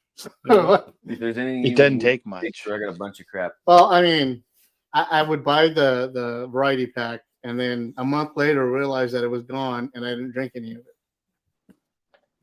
Your wife's allowed to drink. I know. I was gonna say, who's drinking it? Good on her. Huh? I've got no problem with it.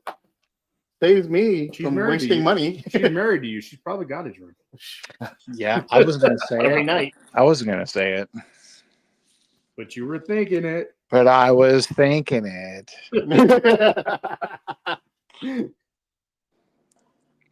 Everybody that's lived with me drink more.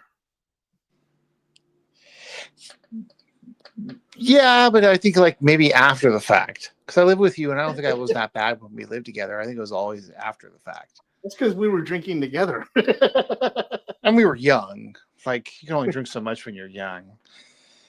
Did you say you can only drink so much when you were young? Yeah, I was like, All we Yeah. did was That drink when tells we you were how young, much I Joey. can drink now, Richard. We used to drink and play hockey. Oh my God, we should drink and try and play hockey, and then hurt ourselves. Yes. Absolutely God. should. Pay off your insurance premiums first. I'm into this though. I'd like some time out on the court. We used to. Oh man, that's what on the way here. That's what me and Justin were talking about. Like, all right, this may get me canceled now. So you know how the word retarded is it's canceled. Like it's a bad word. You That means can't the say two it. of you can't say anything else because somebody's got to make it out of the show without getting canceled. Anyway, go ahead. But I don't think retarded has anything to do with physical or mental. Joel capability. Cat. Retarded is the stuff we used to do as kids. Well, We used to take yeah. 22 bullets, put it in a straw, throw it in the air, Yeah. Oh my And then- God. and Yeah. it would fire off. That's retarded. Yeah. But even the word is not actually the real definition of the word. I'm sure it's not actually associated with that either. It's the It's to intentionally slow something down. yeah. I mean, are you gonna feel bad for calling a shirt flame retarded? It's retarded. Well, in Retarded. that particular case, because Joel Cat. I mean, if it's flame retarded, that would just be cotton. yeah. Oh man. No, but like the stuff we did as kids, it's amazing that we still have a generation. Or have How did we not all die? how do Fingers, most of us- digits. Yeah. There are shit that my brother and I did that I'm lucky I haven't lost. I'm not missing digits. Right? Well, how many of us have fake teeth? I do. Well, yeah. I'm not there yet, but I'm I have a few. probably working my way there. Working my way downtown. Yeah, the stuff like just think about it. How many of us built a ramp, had your buddies lay on the ground, and rode your bike like Yeah. jumping over your Skateboard. friends or a skateboard? Yep. You know, All or the above. I used to I used to ollie my friends. hop trains. So they're not. There's the road trucks right Yeah. behind me. We used to hop trains, ride that to school, elementary school. Yep. We were like, 8, 10 years old, hopping a train, Oh, I a got to moving Kelly. train. But that was Rialto life. Like And living junior in high. like that East Fontana, like Rialto. Yeah. Like I also remember being expected to be a lot more functional as an elementary school kid than I feel like now. Remember on Halloween, your parents would be like, all right, I did that again by this time. Yeah. Yeah. My mom. yeah, had me that do- time was midnight. Yeah. I remember once I asked, Mom, I really wanted to wear this specific shirt to school, and she's like, "Well, Go honey, I'm wash it." sorry, I can't. I can't help you on this one. I don't have time. You have clean clothes. I had washed you, and I was like, well, she's like, well, let's go walk in there, which at the time was, let's go walk down the stairs, across the way to the laundry room in the complex, which even more so, sending a kid nighttime doing their laundry, but it was no big deal. But yeah, I mean, I'm glad she did it because I didn't need much at an early age. I could function, I could feed myself, do my laundry. And if you had a bicycle, you're good to go. You can get where you need to I go. was a latchkey Well, kid. that's exactly it. Like I was fully functional by the age of about 11. And often this was out of necessity. Parents had to do what they had to do. Yeah. People You had to know, work. Yeah. Well, that's the other thing is we grew up in an era where it was first being accepted that both parents had to work. Like the generation right before us, one parent could be on a one person income or one parent income. But like as we grew up, we're getting to the old person part of the conversation now. Yeah, for sure. And All you youngins the wouldn't percentage of understand. divorce like skyrocketed in the 80s in ways that the 70s, 60s had never seen. Yeah. Well, that's because in the 70s and 60s they would just kill their respective others and move on. I don't know about that, but you know, if a woman got divorced back in the 60s and 70s, she was just ostracized. Yeah. Yeah. You know, it wasn't a thing you did. Yeah. I mean, it happened, but it was super rare, and a lot of it was because, I mean, guarantee you the woman got the short end of the stick every single time. yeah. Yeah, I'm sure.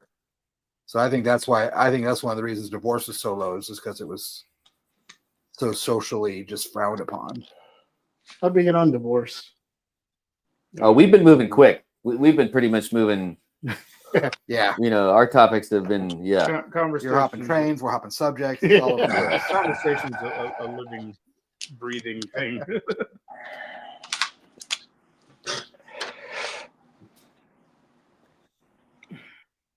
So St. Patrick's Day.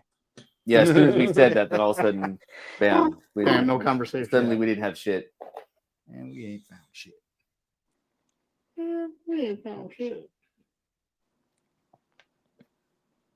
Still love that. Yeah, it's so great. Spaceballs. Yep. Yeah. I love Spaceballs.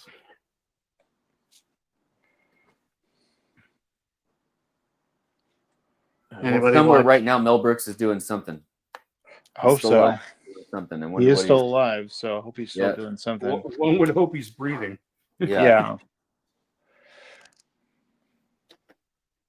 Oh man, how messed up was that stuff about Gene Hackman?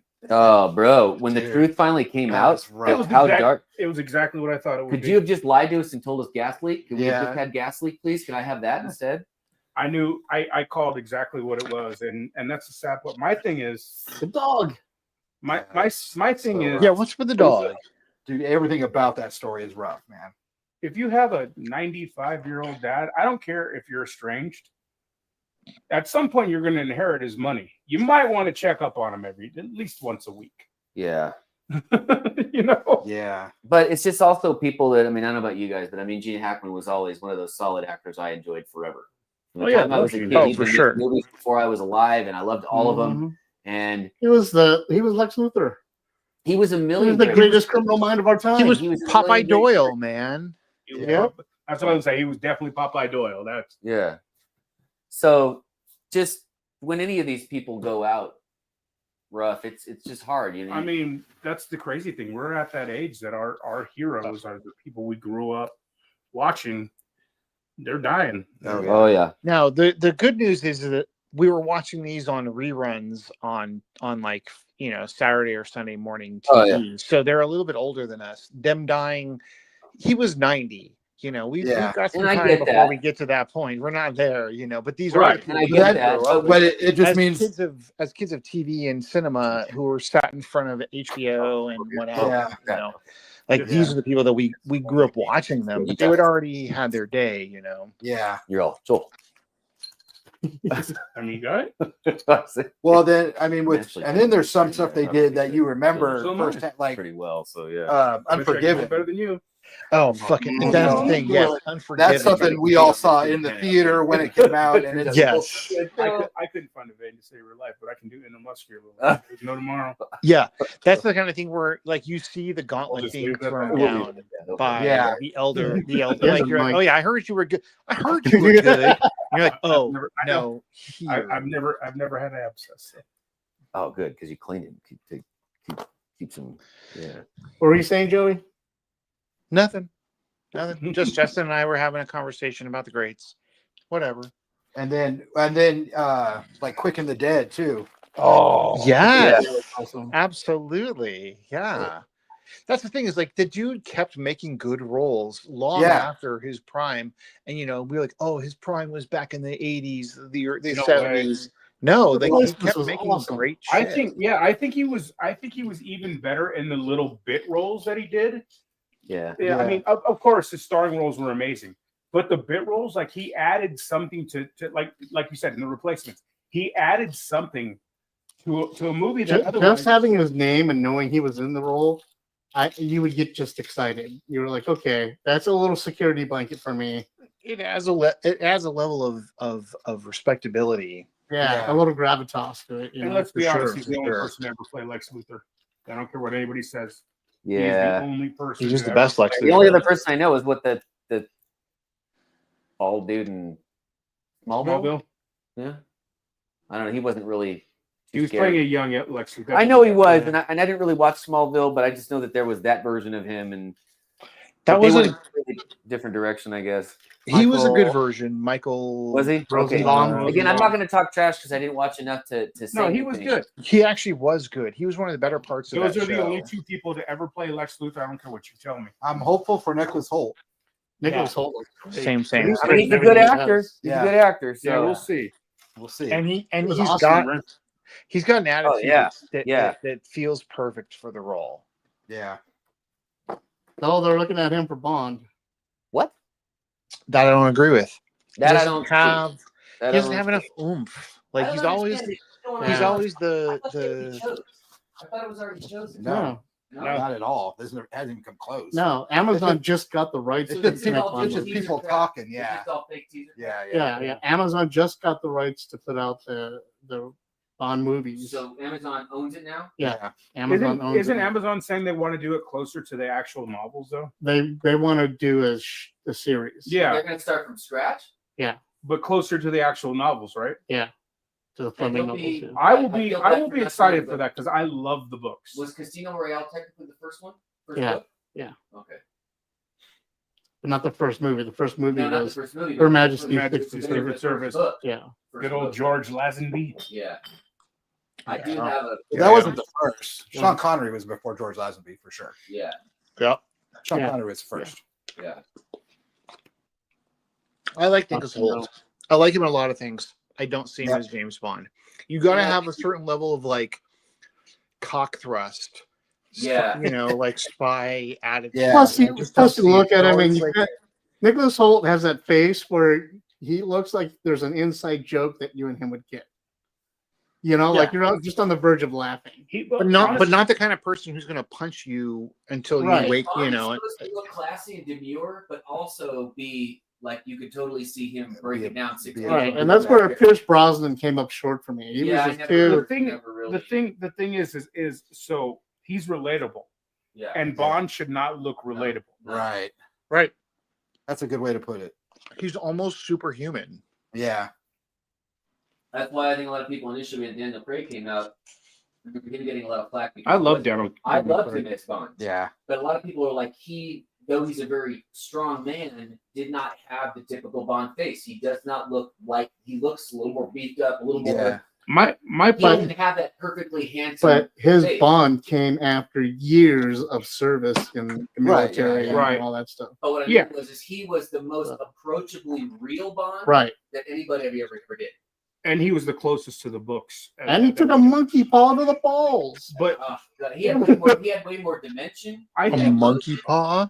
Thinks he actually loved somebody. I don't instead of think- just, I don't think Pierce Brosnan gets enough credit for his Bond Mm. because the writing in the movies was the typical 1980s trash. It was garbage, However, and they caught him like years after he should have played the role. plus they only cast him because of the Saint. Right. But I hated that too. He was always such a fucking mediocre casting choice for me. Mediocre. I like him better than Dalton. Yeah, I did not like Dalton at all. I didn't like either of those choices. It's like you're Yeah. asking me to make a Sophie's choice here. Don't get me wrong. I enjoyed both of them in different ways. Like I there's no such thing as a Bond movie I didn't like. Honestly. Sure. I enjoy them all to an extent because I'm I a agree with huge that. James Bond fan. But I mean, I think Brosnan was number one. It was too late because of the whole Remington Steele era.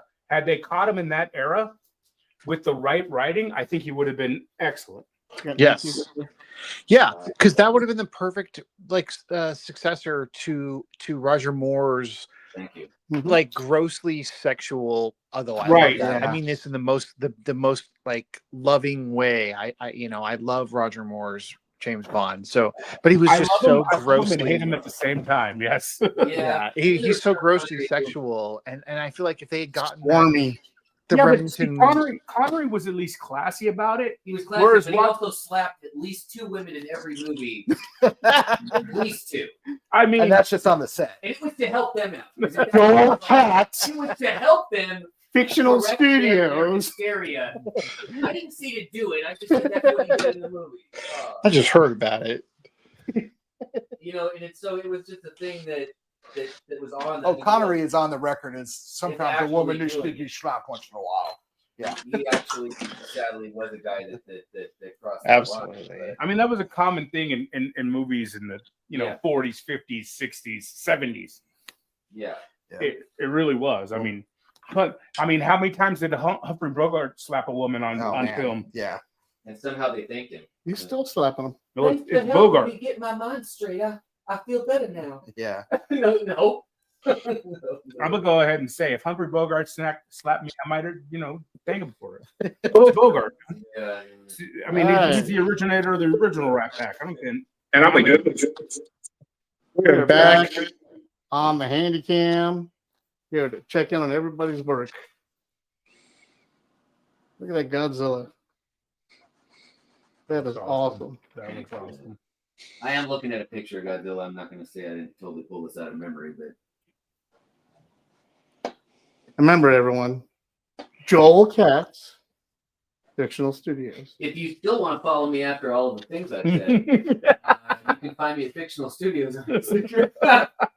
If you're not already, completely Oh, upset. we're just getting started. So I was not We are promoting just things getting on started. kind of correcting hysteria. I was just But saying it was a thing that happened. But he wasn't not promoting it either. Show me how he did it, Joel. Oh God! You just asked Joel to slap you? Show me on the Richard where he did it. No, I'll show you. on the show me teddy on the bear. doll Go where he Go touched ahead. it. Teddy bear. Go ahead. Then we're all Teddy going to be bear. spending time to That's find what the Joel's teddy teeth. bear is for. Show me on the Chia Cthulhu back there. Yeah. Here we go. Hornswoggle, the leprechaun. It's just Swoggle. And now we're over here.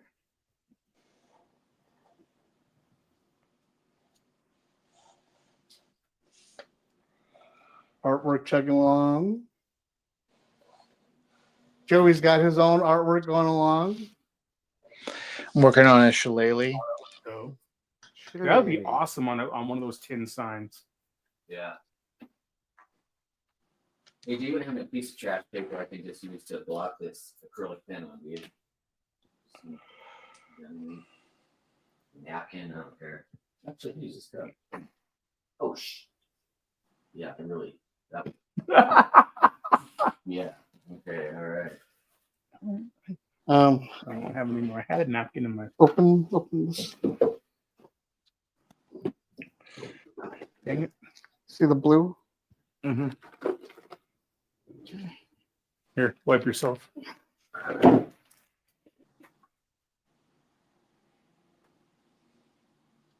Did your father-in-law make this? Yeah. I like the way those doors shut. I know You know, they auto close. Yeah. Yeah. All his stuff does that. My dresser upstairs is so nice. That Yeah. thing is really cool. Oh yes, I know. I've moved it on more than one occasion. I'm moving in next Monday because I love it so much. It's very solidly built. I am well aware.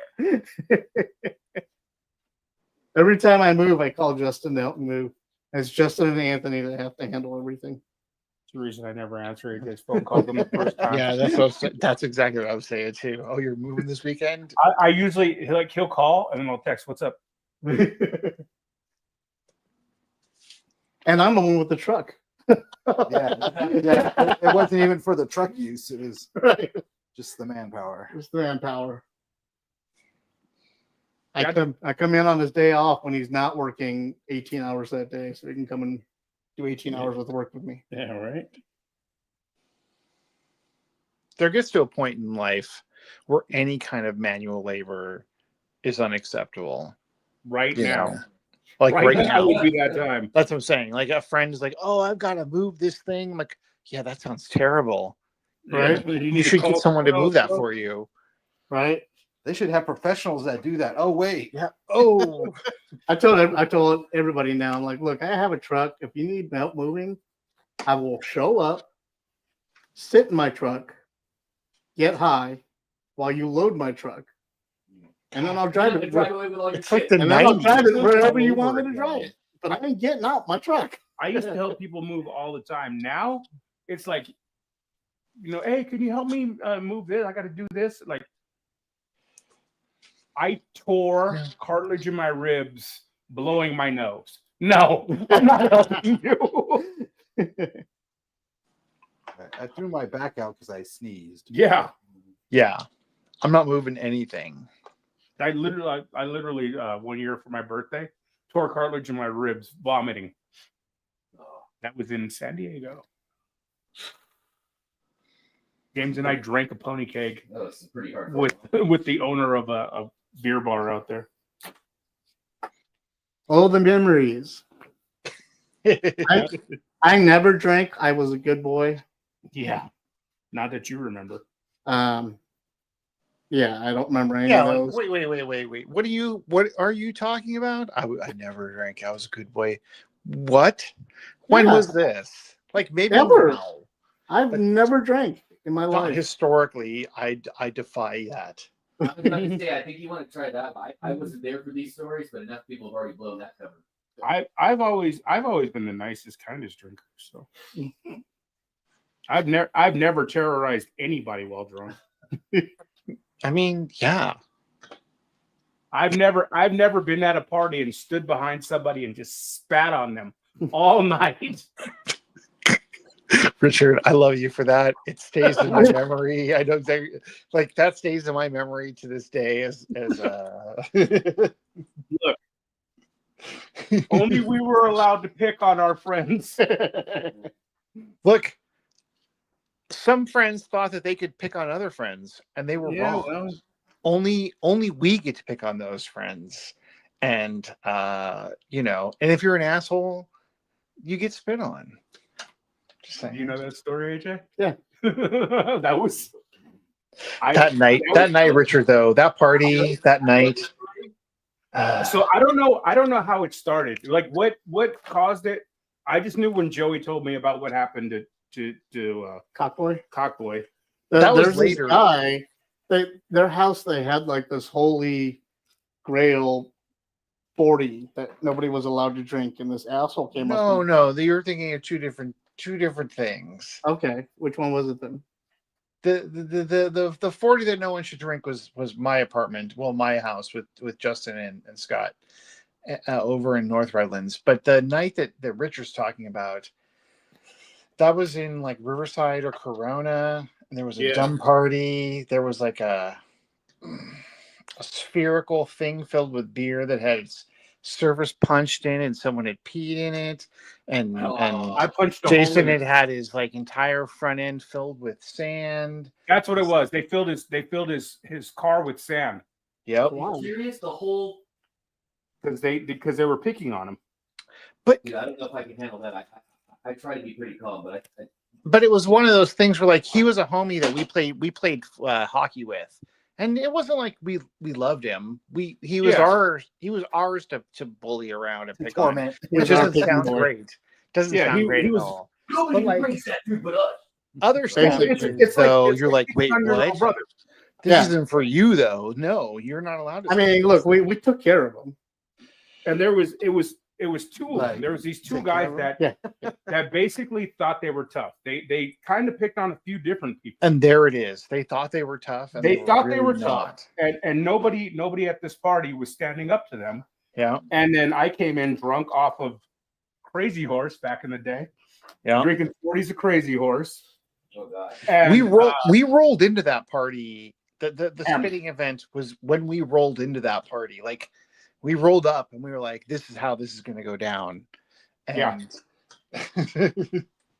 Yeah, I went in with 100. Like, I didn't even care if anybody backed me up because there was two of them. I was gonna fight them both. I'm like, here's what's gonna go down. I'm gonna stand, and I was literally like, as far as Joel is, they were both, and I just sat there like hawking on them the whole time. The entire way we walked into this party, but that's the thing, Richard. Like, you leave out, like, there was a lot of setup up to this point. Like, those dudes had stepped outside their boundaries and they were being dicks to a bunch of people we knew, and they thought they were cool. And then we're like, and then we show up at this party, like, you're kind of shitheads.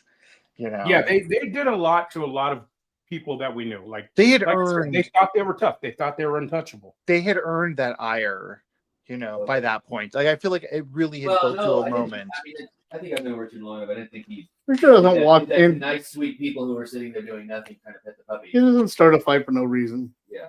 No, it was totally all justified. But yeah, I tried, and they wouldn't even look up. They wouldn't even look at me. No. Well, I'm surprised also apparently they realized they had fear. Oh, I took their man card that day. They deserved the fear, though. They sucked. Took their man card. Card. Took their manlyhood too. That party was amazing to me for so many reasons, and I wouldn't even go that into man hard. Is that what you said? He said. Too. I couldn't even go into why that party was so great. Do you remember the drunk guy that was blocking the door so people couldn't go to the bathroom? So I threw him into the drum set. Like I said, that was one of those, like, for the ages, and good times. Yeah, and then Mike ended up living with Joey, dude, and losing digits. I don't mean like phone digits. I mean like finger digits. Yeah. Well, I mean, meth. I mean, do you remember when he had all those bottles of urine in his freaking? I finally found out what that's about. What was that? How do you not know this? You were in the medical field. No. Evaporating liquids leaves the content that is not the original liquid. Fucked up. I did not know that. So tweakers pee in a bottle. Yeah. So it will evaporate, and then there's little crystals in there, and they could smoke it when they don't have meth, or eat it out of their own urine. Yeah. Wow. I did not know that until recently. I mean, I've had the. I didn't know it until just now. If you're in the desert, excuse me. Survive, and I agree. Yes, if it meant I have a better chance of making it till I'm, discovered. This might be not the appropriate conversation. Yeah, we're talking about survival. Okay. Pea crystals? No, I was talking about. They're talking about something else. Yeah, that's yeah, but that party was epic. That's one of the ones for. By the way, I was the one that punched the hole in the keg. And then I have another friend who peed in that hole. Yeah. And like, it was a whole thing. That's what I'm saying. Like, and like, I'm not even talking about some of the things that occurred to me personally on the side. This was a whole night. This was a journey. It was a movie. It was one of those teen movies, It was the party in Uncle Buck. It was like when you see those movies like teeny bopper movies, and it's about one party. That's right. That's what this whole movie was. Just this whole party was just a movie. Weird stuff happened. Some of it happened while we left the premises. I ain't gonna lie. We left for a while. We came back. We saw that things had gotten uglier in our absence. Jason's car being filled up with sand and stuff, and I definitely checked those guys' funk card that night. You did. But they had earned it. That's the thing, is like you got on them right at the beginning because they had earned it, earned our ire at that point. Like they thought that they were like big pigs in a small pen, and then they were like, oh no, these people have friends and they're not going to put up with this, Well, and with most of the party friends that were not their friends, they walked into a group of people that were already a group. I think it was their friends, but it was their friends, but we came with a bigger group. That was the thing. Okay. They were the quote unquote cool guys, or the bullies of the block, or whatever you want to call it. They thought they were the cool guys, but then we showed up with a much bigger posse, and we were like, "You guys suck." But it wasn't like we muscled in. We had the same group of friends, and they had been treating the same group of friends as shit. So we came in and we treated the guys who treated people like shit, you know, like. Yeah, I mean, we were cool to everybody else there. That's what I'm saying. Like it was a party where everyone was also in on it, you know. Like party vigilantes. Yeah, that's exactly what it is, Justin. We were the party vigilantes. Well, I'm not gonna throw myself in this category. Richard was the party vigilante. I was just there I was just there to do what I do, but Richard was a party vigilante. Laugh and drink. No, I've seen Joey throw down. He can fight. If you're having a party and you've got a problem and you need help, dun, dun, dun, party vigilante. That was one, like, it was even, like I said, that one of those guys ended up living with a friend of ours. Yeah, I would see him every day, including me. He was my roommate for a short. Oh, that's right. He was your roommate too. That's right. Yeah, That's terrible. He would not ever want to speak about that night. No, he never did. And but there were worse things that he did that I'm not going to talk about that involve like siblings of mine, and I really don't want to talk about that. And yeah, my brother, I've already ruined it. Yeah, I was going to say. I've already ruined really it. don't want to talk My about brother that, but was I'm going to this person too. My brother is cruel to this person too from time to time. Yeah, he was. Well, you know. But again, you said this first person earned. He did. He definitely did. Totally earned the ire of everyone. We actually lost a friend, kind of, in a way, because of him. Well, it kind of does warm my heart a little bit because I'm sorry, but too many of the people I remember in life being total D-bags never paid for it. So when I hear about somebody being a D-bag actually paying for it, makes me smile. Yeah, for some reason I got a reputation after that party. I think you had a reputation before that party, Richard. I know what you're talking about. That's probably true. As a toy dealer? I feel like that party cemented your reputation. Right. Yeah, that's probably true. Good times though. I think of that party very fondly, you know, in ways that have nothing to do with some of the people that were even like, there are people who I think about in that have nothing to do with this conversation who are here right now, you know, and I think about them like, oh yeah, that was awesome, you know. Yeah, it's crazy. I think about those times, like those years specifically, a lot. You know, when we used to play hockey, freaking constant. A lot of hockey. I mean, we played hockey every day. Every damn day. Yeah. Either at University of Riverside or at the park in Rialto. Yeah. Either or. Yeah, of course. You know, because we don't have. Well, I don't. There is indoor ice rinks, but no, we played. Did you go with that too? Wasn't there an indoor ice rink? Yeah, we did that too. But we were mostly street kids. Yeah, we were mostly street. But there was an indoor somewhere, right? There was one in Ontario. There was Ontario, one exactly. And then we went, and there was the Ice Castle over in Anaheim, over by the Angel Stadium. There was another rink we used to go to for ice, but it was mostly roller rink though. Yeah, fun times though. Like there was that. Remember that warehouse in Fontana we used to play out every now and then? Yes. That was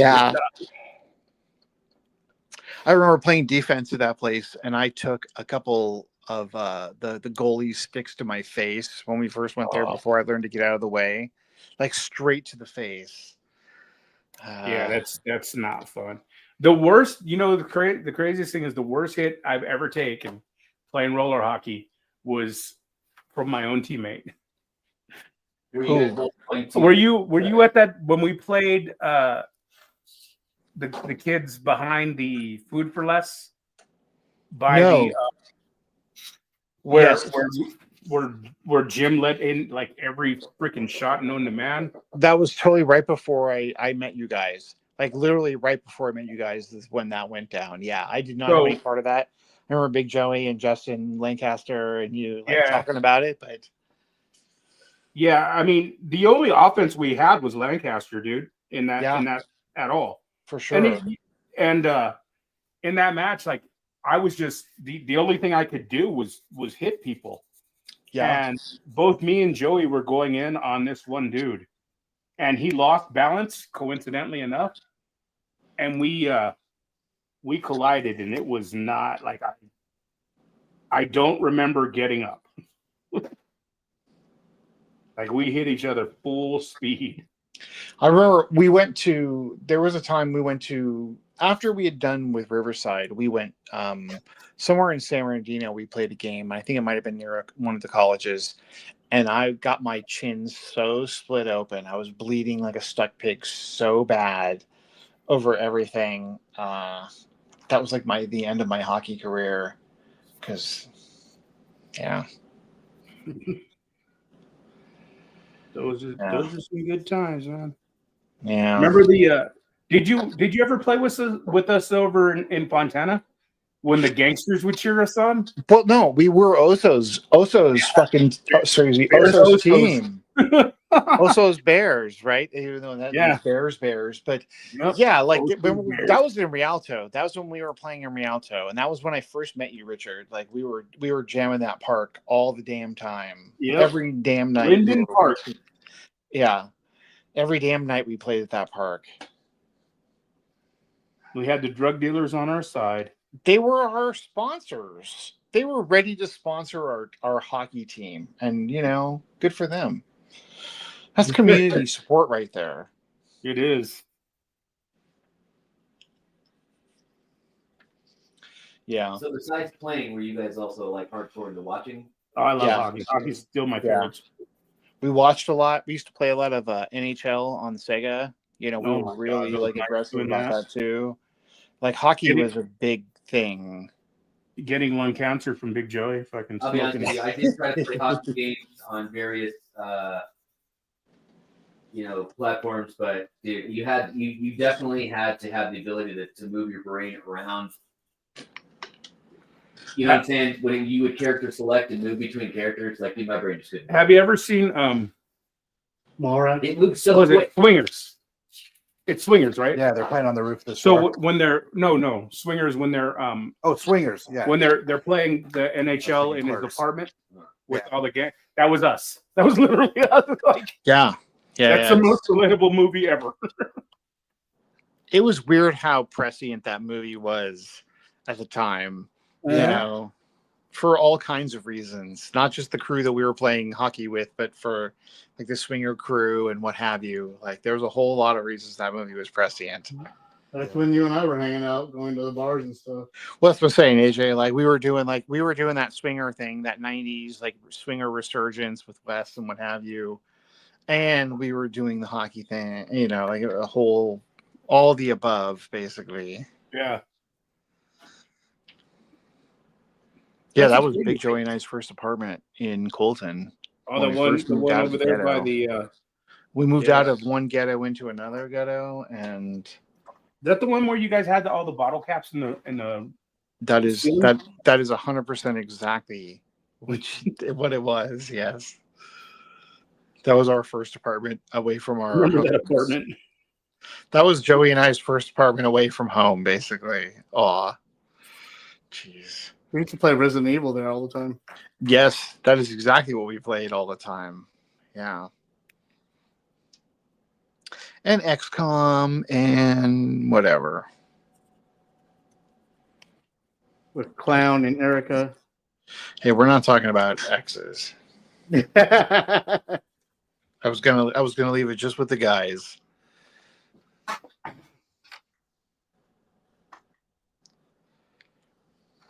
And we are on hour 2 of the live stream, the live draw, the live drink. The live drink and draw. Man, I'm not drinking enough. Apparently not, and we're still drinking along. I know. Yeah, that's like every day. You might be drinking a lot. I don't know. That looks really cool, though. But yeah, we did play a lot of hockey.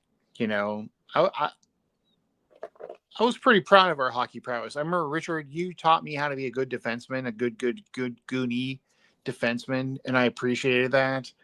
Like, it always stuck with me. Yeah, we had the good time, man. We were pretty good defensemen. You missed when we used to play on foot before any of us got skates. Oh, that was right before I came along. Yeah. The days of Old Man Tom. Yes. Yeah. Oh, I remember man. Old Man Tom, but yeah.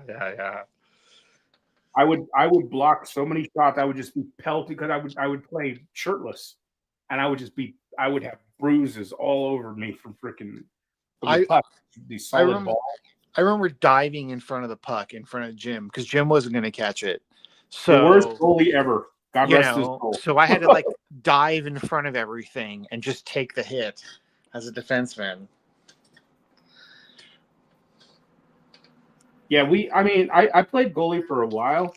I just preferred being defense, but man, Jim, he was the most, like, every time he let a shot in, he was the angriest person. Dude, he was so aggressive about it. Yeah. Like, you let a shot in. That sucked. Let it go. No, he had to throw every piece of gear on the ground and stomp around. Yeah. And we had our prima donna who let you know he was a prima donna every time. Who, Lancaster? Yeah.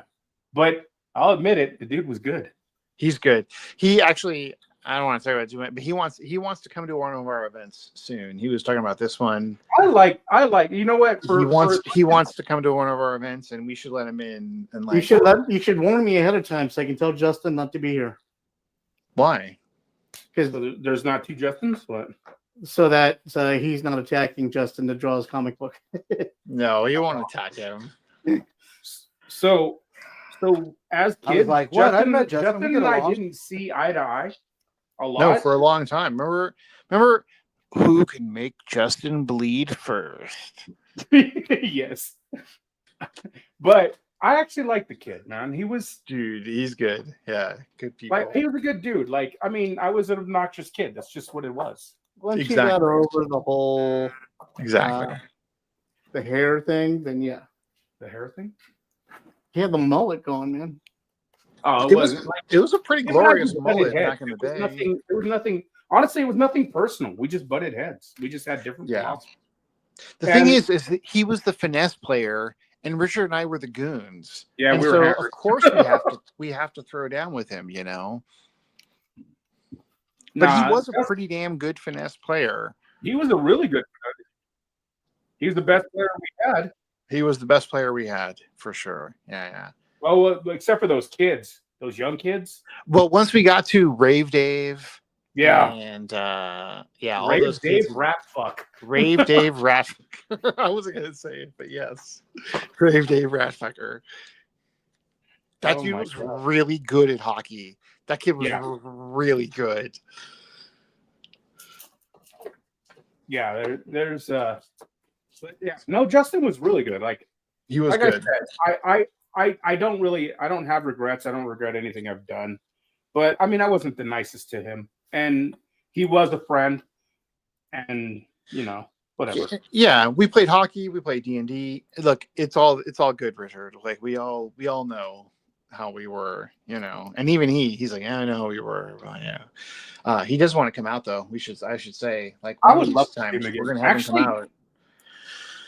Nothing's stopping him. In my storage, I actually have a book that he loaned me. Or did I give it to you? Me? Yeah, I remember when I had first seen you again, and I was gonna give it to you. I don't think I ever did. I don't know if you did. I had a book that he had loaned me years ago. What book was it? Fuck, what was it? It was that book. That book. That series he was in love with. God damn it. Was it Dragonlance? No. Stainless Steel Rat. Oh yeah, Harry Harrison. He was yes, absolutely. And what a good recommendation too. Yes. Yeah, he loaned that to me, and I still have his copy. Yeah. So you can tell him I still have it. When I get to my storage, I will get it for him. He's gonna come around one of these events. He's itching to bring his game. Problem is he doesn't draw, so it's all writing stuff. But he's itching. I mean, I don't really draw that much either. Yeah, he's itching. you're not done, right? Where are you? No. All right, I'll be right back. 2 minutes. 2-minute warning. Thanks for the warning. Oh, you thought I was like leaving? No, I just Look thought at you you were driving. here. It looked like you were wrapping up. And I was like, No, none of my freaking none of these are working. what do you need? White. You need a white one? Problem with the freaking whites is they dry up quick. Yeah, you know, Nobody likes the whites. you know the problem with the whites. I know lots of problems with the whites, and you can go ahead and blame me for that too right now. Go ahead. I will. Joel Cat. Yeah. Damn. How do I not have any more? Then you got just need half by 11 piece of crap paper right now. Kid. Again, all your stuff is in the bottom drawer, like cabinet. Oh yeah. Those pages you left there are there. Oh, that's actually good paper. Just got pink though there. What are you doing? The problem with not using stuff forever dries up. Joel, All these. Oh, that's just a regular old half by 11. Yeah, printer paper. Jam. Ooh. Loving that. Loving that.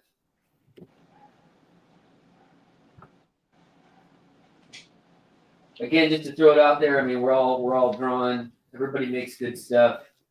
Again, just to remind people watching, if any part of you wants to enjoy drawing or you do enjoy it, but you're hindered by your thinking of how good you may be, so stop that. Just do it. It's fun, and you're going to do it your way, and you're going to do it not like everybody else. Even if we're sitting here drawing the same theme or close to it, it's always still magic to see what people are doing. you notice he says that after looking at Justin's stuff. I think he's trying to say something about your I'm artwork. trying to say that. Oh my god, everybody. He's trying to be supportive. He's like, it's, oh my God, you see Justin's artwork? Look, even if your stuff is like Justin's, you should still keep drawing.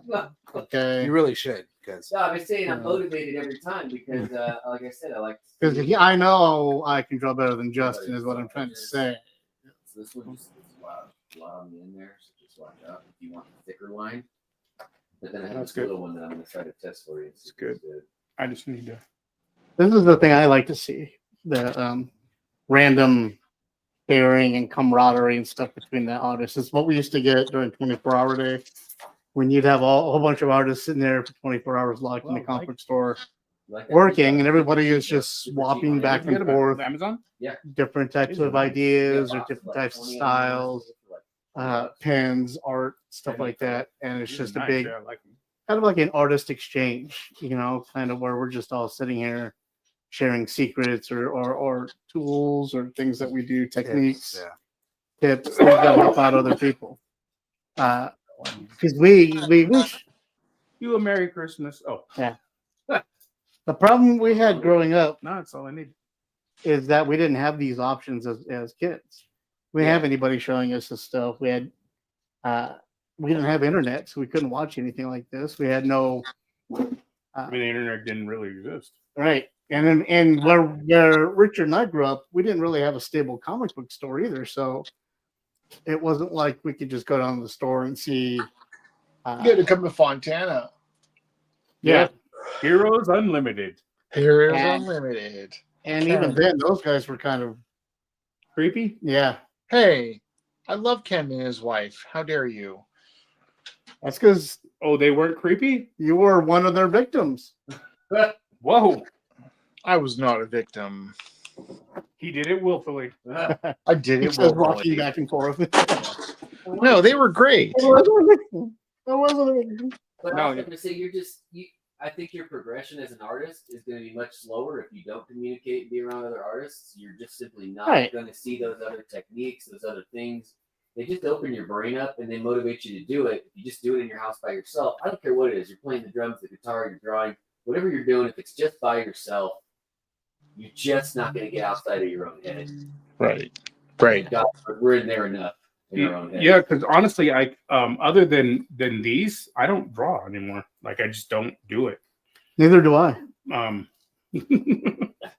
I do. I work on the custom figures and stuff Sorry. like that. I have other creative outputs, but yeah, other than these drawing sessions, I don't really draw anymore. And sometimes, like when I come and do these, I miss it. And that's why these are our live draws. These are open ended.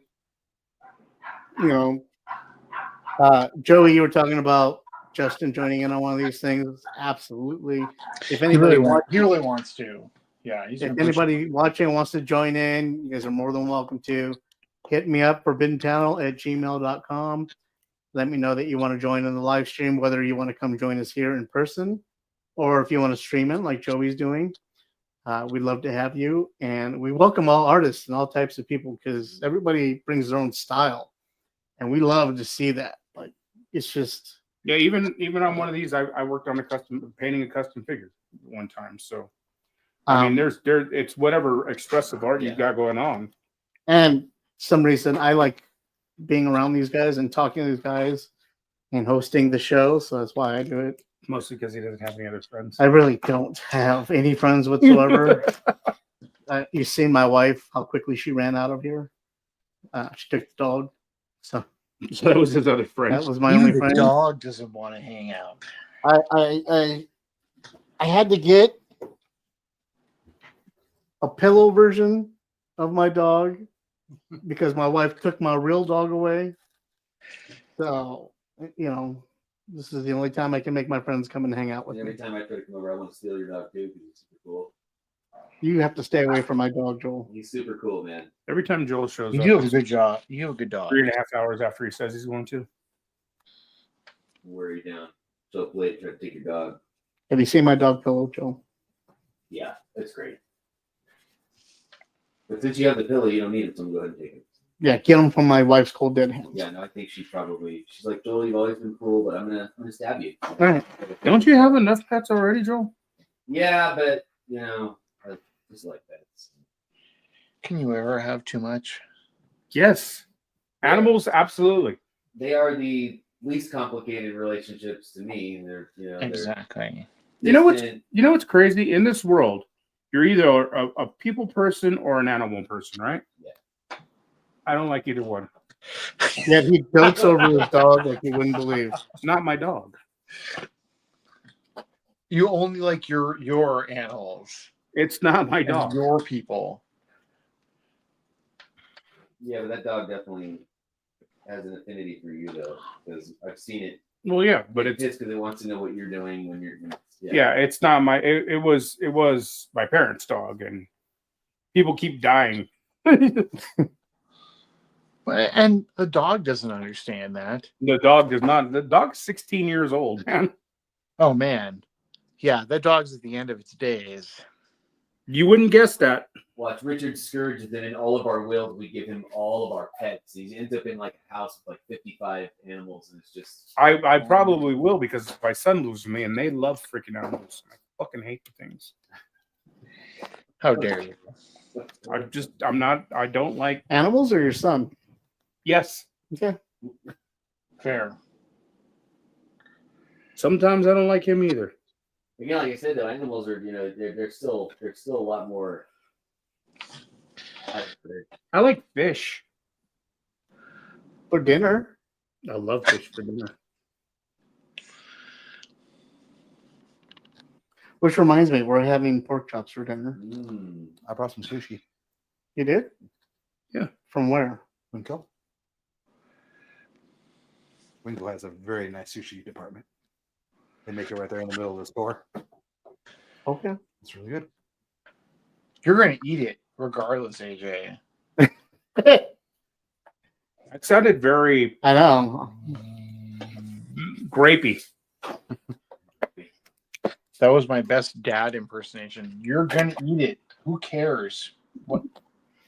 Yes, mistress. I got weird. Quiet. It just made me laugh. I don't know if that makes me, but. Are you done? I'm done. What are you gonna do now? I don't know. I'm gonna drink. There it is. Hadar, take it to the cam. What's up? Oh, Jack. He's very angry. Well, you should get him involved. Ah! Make me stand up. You should get him involved. There you go. That is a weird looking rainbow you have there, sir.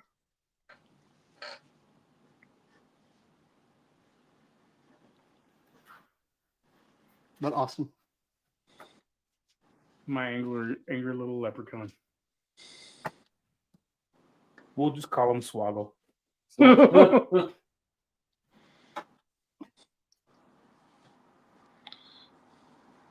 So with that, I'm the only one drinking. No, you're not. Yeah. Why do you keep putting your keys away?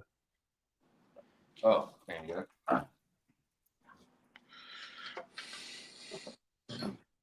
A little celebratory spear for Richard. Yeah. Sure, we'll go with that.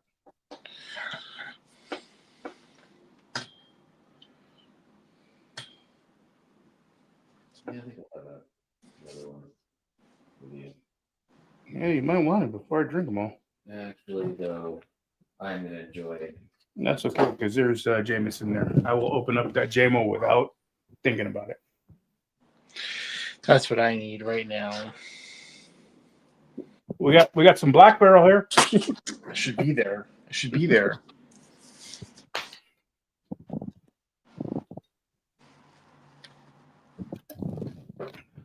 That's really dope. I like that. Again, when we come here and we do this, it gets you into the realm of doing whatever. Okay, Mark. I would have never drawn this on my own, or I mean, again, a lot of the things we're doing, I don't think we would have necessarily come up with these ideas on our own any other way. Not at all. This Right. throws us, yeah, pushes us into that realm. See, well, what the hell can we do? And it's good for you. You know, it's good for you. Yeah, I like drawing at themed events. Yeah, it's fun. No. Yeah, I do. And you're gonna have to go outside with that. Oh. What if it's this? Huh? What if I vaporize it? That's fine. Oh, okay. Then I'll do that. G pen. Mm-hmm. I feel like Kermit now. We're moving right along. That reminds me, I need to hit you up. Been meaning to call you, Joel. It'll turn off in 30 seconds. Oh. Mhm. Yes, it is. Yeah, I'm out. Oh, I got you. The Jew.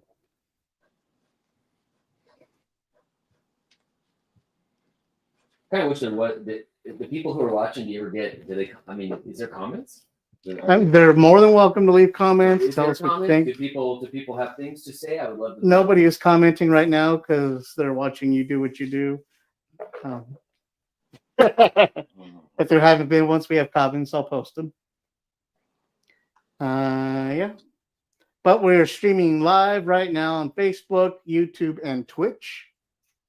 So for everybody, all the gamers out there, yeah. So there. So there. Neener. How you doing, Joey? Good. Ish. I don't know. Ish. I feel like this is okay. You know, I'm working on it.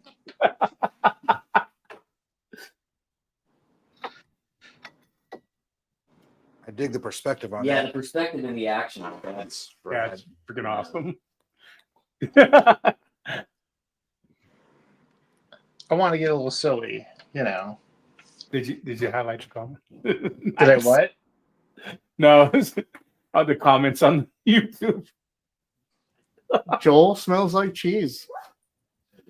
Oh, really? I'm going to I've had no cheese today. add that to my favorites.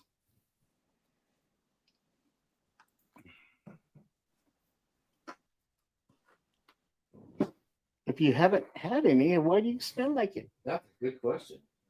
That is a question of the day. So, Joel, have you been DJing anywhere fun? Honestly, just been spending a lot of time with a buddy of mine, Steven, working on sets. We're working on doing things together. We've done a few together, and we want to do more, but we want it more performance than it is just DJing, because we're going to be working on it together. It's a lot more fun. But we're doing a drink and draw this Wednesday at Birdcage Commons in San Bernardino. Bernardino. Yeah, we don't talk about them much here, please. Yeah. No, but you asked me, and it's the thing that's happening. So, but in general, I need to do more, but just time has been rough. Just doing too much adulting, to be able to do as many events as I'd like to do. He's cheating on his wife. Oh God. Yeah. And then, but He does it a lot. no. And then, but I mean, here's the thing. There's when you're getting out and doing stuff, but it still takes a lot of regular work at I home. already said he was doing too much adultery. Adulting. Oh, With the adulterer? Lots of adulting. Yes, lots of adulting. But it's something. I guess like anything else, like guitar. If you're not doing it on a semi-regular basis, your skills do decline. It's a diminishing thing. So I'm at least going to be in the room, cutting, playing with tracks. Cutting is another word for scratching. Scratching is or gas. So, Scratching is what old men do a lot. but it is something I love. I'll never give it up. I already own enough gear. I don't need to buy any more crap. So I mean, it's basically free at this point. Doesn't stop him from buying more crap. I do occasionally buy some more crap, but Hey, have I ever told you we have Layla? I've heard that it's Something new. It's only offered for Joel. Sweet. And again, if anybody's interested in learning, I'm just go ahead and throw that public service announcement out there. If you do want to learn, I mean, I'm happy to teach. I think it's something that you can put a lot of time into when you've got nothing else to do. It's great. It's good stress relief. It's a good time. If you love music, I think there's no better way to enjoy music than to mush it together, play with it, and make your own stuff out of it. There's no better way to enjoy music than to destroy it. Yeah, hey, and scratch your vinyls. You don't have to use vinyls anymore. You can, vinyl, which I do still. You can scratch files now. It's so weird. Yeah, it's strange, but it is a good time. I remember DJing on cassette. Okay. Yeah. Where we would have to fast forward like between, and you're talking at a strip club, so you got girl going up to 2 songs. So she'd want track 7 on this and then track 9. So you'd play this, you'd have to talk. Fast forward, find track 9. Like yeah. 2 tape decks. Mm-hmm.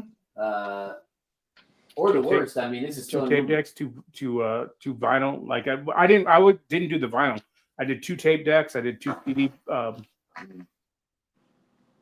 Back in the day, if you're making a mixtape for someone and you're doing it from the radio, no matter how hard you try, I hated all the radio DJs that would talk in the beginning of the song, intro and the outros of songs. Of course, they knew damn well what they were doing. They knew we were at home trying to record it, and that always pissed me off. But still, I'm sure I still have some of those tapes sitting around because I'm a hoarder. So. But yeah, I'm sorry. I don't have too much more to say about the DJing thing, but nobody cares. Yeah. Are you ready for more unboxing videos? Yeah. I think I got a few things around that I want to. I was kind of bummed. I did see a video recently that had nothing to do with unboxing, but the Horseman Studio is putting out that giant dragon. Yeah. Which I would love. Yeah, Richard. Sorry. To get the flame effects and the expanded wings. $1,000. You're talking a lot. Yeah. $1,000. It comes out to $950. Yeah. Before and you have to pay shipping on that monster. And again, I'm not saying that it isn't potentially worth it, but it's just not a thing I know I'm going to be able to do. Like, and I just can't pull that off. So, but it's a bummer. You can do payment plans. Yeah, you can. Just want you to know that Guinness contains 2 grams of protein. So once we reach 20, you'd be at your ideal for a meal replacement. Throwing that out, a little health out there. Thanks.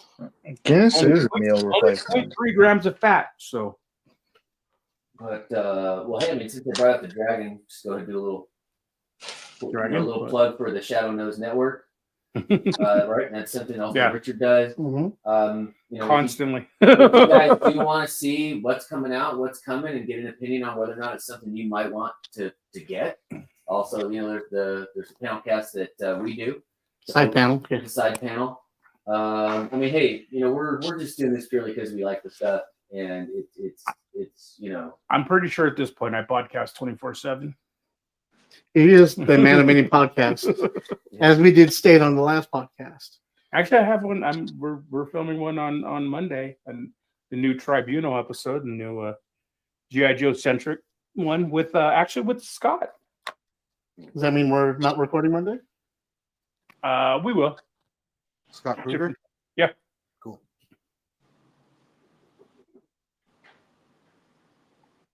See what I mean? Man of Many podcast. Speaking of podcasts, Yeah, Richard is a part of the Shadow Nose Network. And what shows do you show up on?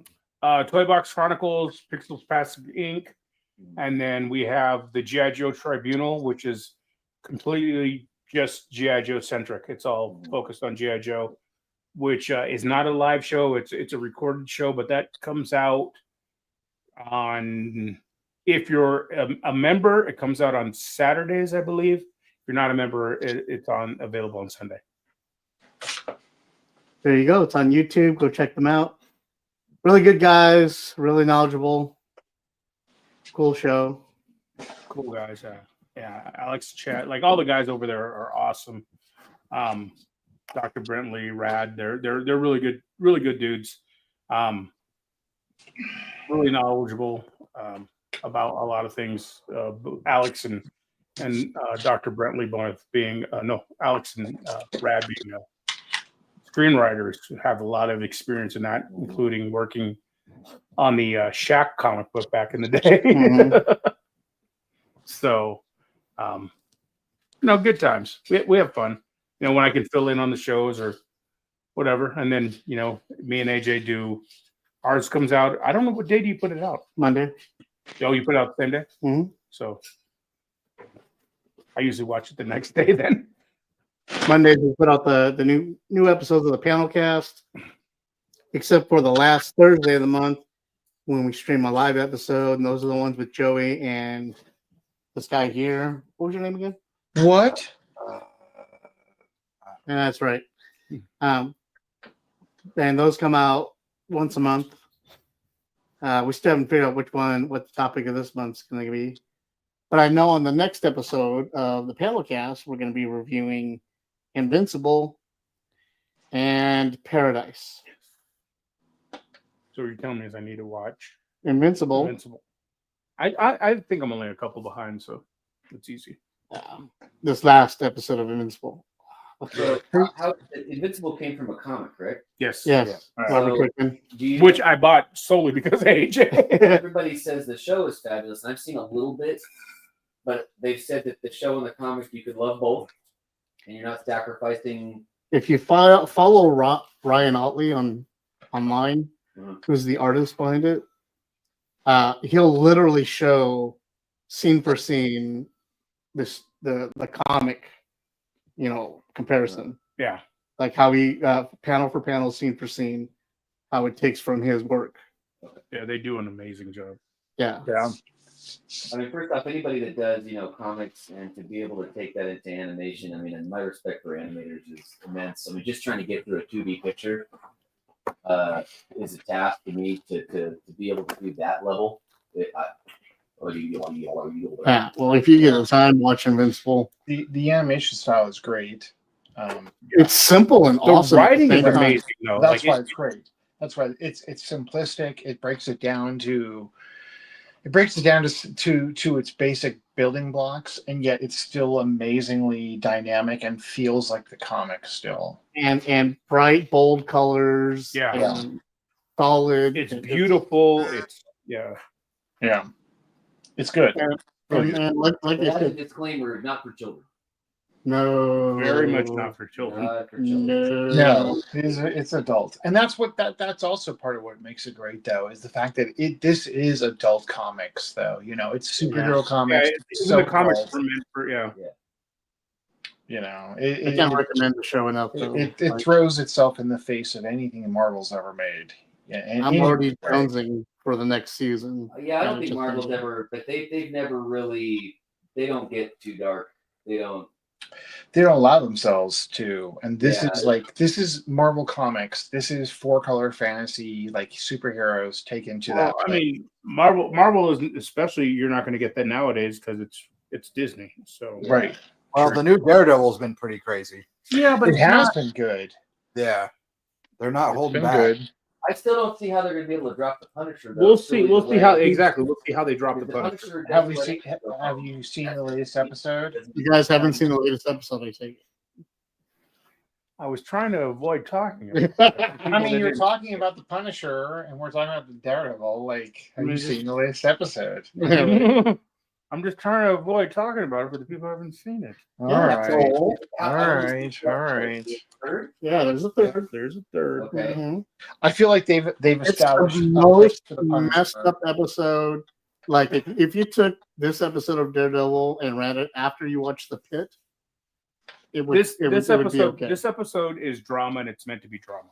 It's a.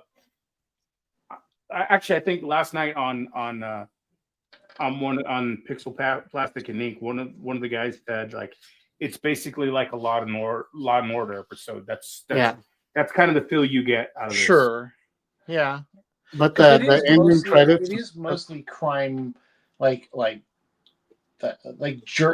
court drama, kind of.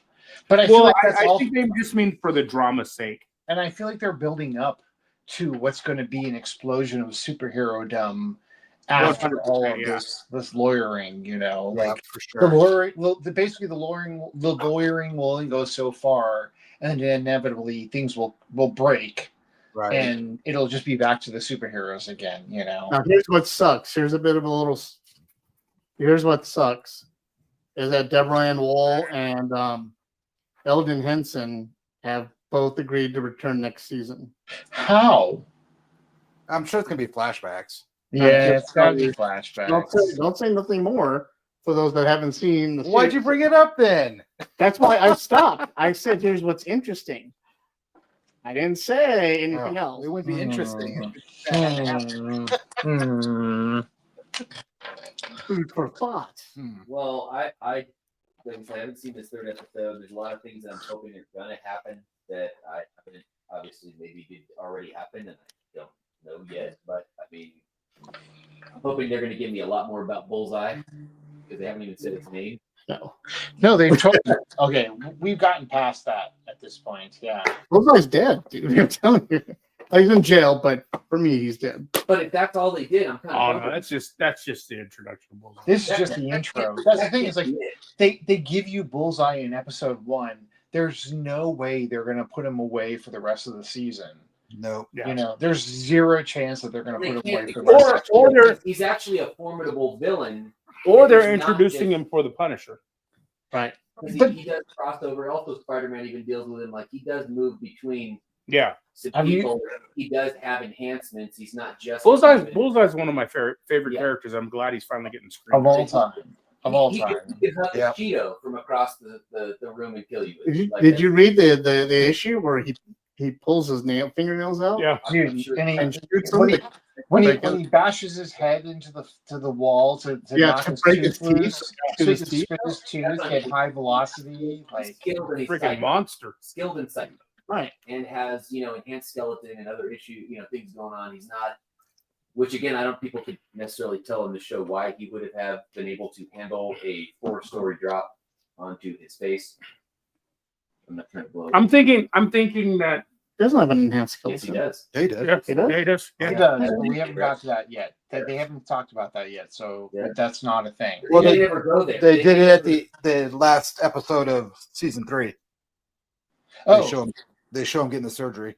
then there it is. Well, Yeah. I've seen comic wise, like he, and he has advanced, higher speed and strength than the average person. I mean, he's not. I don't know, on the hierarchy. He's not enhanced, right? Yeah, well, that's right. He was a weapon. No, he was a weapon. He's Weapon X, yeah. Weapon 3 or something like that. Yeah, he's part of that program, but it was after X when they weren't doing it was different. Like it's I don't know. Marvel's so convoluted. Yeah, they crisscross so much. I mean, stuff. I can only talk about like the '80s stuff because like Phantom Mouse was Weapon 13, right? It was part of that. Stepford Cuckoos were right. Weapon 14. Yeah, he's in the Weapon Project. Right. Well, and this is why I'm not going to say anything more about the Captain America movie, except for that there were some things that happened in it that completely screw all timeline for a lot of stuff. You know what? I'm upset about that. If you haven't accepted that the movies are separate timeline right. it's universe and the comic books yet, that's your own fault, Joel. Now it's so late. It's so late. It's way too late. They're trying to do something, and they're trying to. First of all, I mean, it's not a Captain America movie. It's a Hulk movie. But if you close your mind and realize that it's just view it as mindless entertainment. It wasn't as bad as everybody thought it was going to be. Of course, I found it entertaining. I've enjoyed it. I've watched it twice. I found it entertaining enough. So, is it great cinema? No. Is it one of the best Marvel movies ever? No. But it was entertaining enough. Like we got something, and we got tidbits of stuff that maybe will come out better in better Marvel movies. Yeah, I had a friend tell me, he says, "Hey man, this is a staging movie, so get over it." He was trying to remind me, "Hey, this was really just meant to be a lily pad, so calm down." And I tried to calm down, but I'm also a big fan of Anthony Mackie. I think he's a great actor, and I think he has done amazing with so many characters. Time out. When you took your jacket off, you took your mic off. I never had a mic on. Did I? I put a mic on your jacket. I didn't realize I had a mic on my head. What do you call you? Racist. Oh, there we go. It was still right behind him, so there we go. And they rotate. So you can put the clip on and rotate the mic sideways if you need to. So it's not bumping your chin. I think I just turned it off. No, you just turn on the noise canceling. You're fine. There you go. Are you open? No. There you go.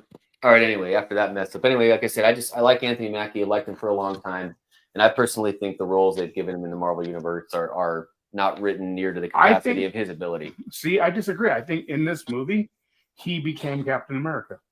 It's not the Captain America. It's not Steve Rogers' Captain America. No, I didn't want that. I didn't expect him to be that. I think he took over the role.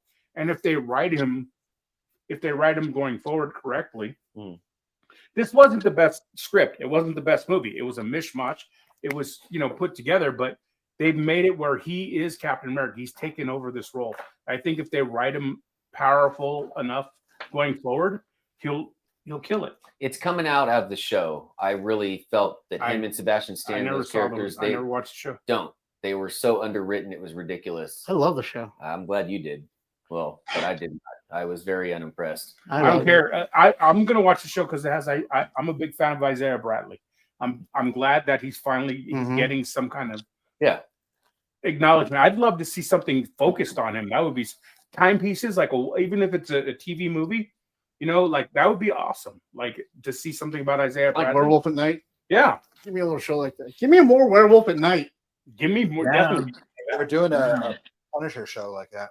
No, but I want a Werewolf at Night. Oh well, yeah. I want him and Man Thing rolling around to different locations solving. You just want to say Man Thing. I want you to look at my Man Thing. But I want a show like that. And I feel foolish for not knowing this though. Man Thing has never had any real screen presence ever, has he? No. There was that movie in the 80s. It was horrible. The new Werewolf by Night one shot that came out like 2 years ago. That's what I'm talking. That's what I mean. He needs to have more presence from that movie on. Yeah. On that one shot. Because I thought those two, it was an awesome. Yeah, but here's the thing.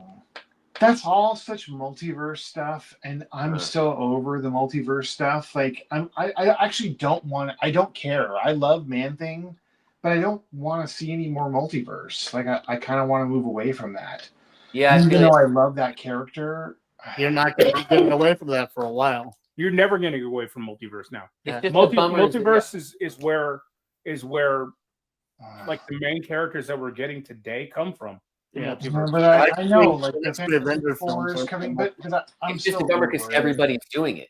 But that's Everybody's doing it, and every brand is doing it. And the problem is It's that so lazy. no character death means anything to me because you just tell me, okay, don't worry, they're just dead in this There's one. another they've been version. doing We it can since the reverse 80s. anything we do, and Yeah. I get that. But now that's the ever-present thing across It's all the way. always been that. It's just It's been But that since doesn't make it right. Crisis Richard. on Infinite Like, Earth. it's always been that in comics, but that doesn't make it. It doesn't make it good though. Like Yeah. we even criticized it back in the comic days. You know, Yeah. But like, you can make it good. that It a was character good in death never Crisis on mattered back Infinite in the Earth. day. Like, I mean, it was a big but, sham. but the original Crisis is one thing, but they've dropped the ball on every representation of Crisis ever since then. Yeah, And I there just should don't have think- been. There should have been never been more. Yeah, Like, I just don't think original- Kind of a it's, TV show and movies. now it's just lazy writing. You know, like now it's become a stand-in for just lazy writing. And I If don't they would know. have just left it at the Exiles, I think that would have been fun. I just feel that I think there's yeah. a way to bring it in, but it shouldn't be the main focus of any storyline. I see a lot of where I feel like they axe a character earlier and don't realize they become a fan favorite. So let's just real quick write them back in, and I don't like that. Like And that's happened. That's happened in movies forever. forever, Yeah. and I still didn't like it then. So I like what Well, you know what? They also don't care what I think. One ticket doesn't matter. No, one ticket does not matter. I do like what Scarlett Johansson said, and she was like, "No, she's dead, dead, Well, dead. but also contractually too. She right? I mean, No. she made no. She No, didn't. she's done. She's done." No, I mean that's what I'm saying. Contractually, she said it is not. I will not be back. Yeah, she was like, "She's done." But how can she control them not still using Because- another actress? She can't. They don't own her. They here's don't the- own. She doesn't own Black Widow. They You're can. right. No, that's what he said. They can't. She can't Right. stop them. But here's the Yeah. amazing She's thing. done portraying her, She, is what she I'm said saying. she's done. but there's Money- also the multiverse characters. money that they're talks. trying to Money get. does a lot of things. Yeah. So as long as Colin keeps that job, then he's good. Yeah. Yeah, well, you know the right. It's Disney. I know. Disney can buy the world. I know. Robert Downey Jr. right now is traveling all Yeah. over the world, Yeah. setting up different locations Yeah. for the shoots and doing all this stuff, and he's making it contractually so that he has final say in a lot of things. Well, you know Yeah, what? but you know what? The choosing of him as Doom was the most cynical, garbage choice I've seen in modern cinema history in the last 20 years. I've never seen a more cynical choice than choosing him as Doom. So I don't. Why not Screw give them. somebody a chance, another person to take a Here's chance? what I Yeah. think. I don't think in the end he's going to be Doom. Like he's going to be Doom for a bit, is what I think. I think there's going to be. We're going to get a different Doom. It's going to be a multiverse thing. There's going to be more than one Doom. In the end, Robert Downey Jr. is not going to be the ultimate Doom. I think Well, we're going to get somebody else. We don't They're know for bringing sure, him so in- you could be right. You're very They're young. bringing him in, I believe, to basically they're trying to get away from all the bad press that they've had for everything they've put out for the past few years. And yeah, Jonathan. but they're going back to the well. And the Jonathan Majors They're thing going was- back to the well mean, they've we- gone back to so often. And like you can't keep going back to the well. Like Really? everyone You gets can't, sick of the Rocky. fucking well. Fast and the Furious. You want to go down the list? You can keep going back to the well, No. and people will pay. You can keep going back to the well. I mean, I have paid. I have continued. to I watch. think they're over that now.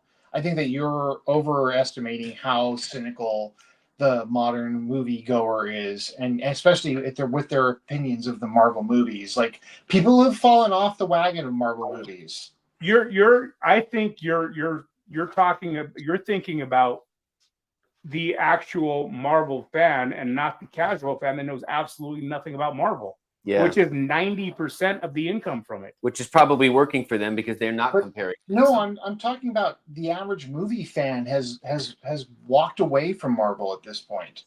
They're tired of Right. At all this of point, the nonsense. You know, they're tired of all of the Tide backgrounds. They're tired And of the universes and like And no how one do you- wants to how have do to you- watch 10 movies a year. You know, Joey, how do you bring fans back to movies?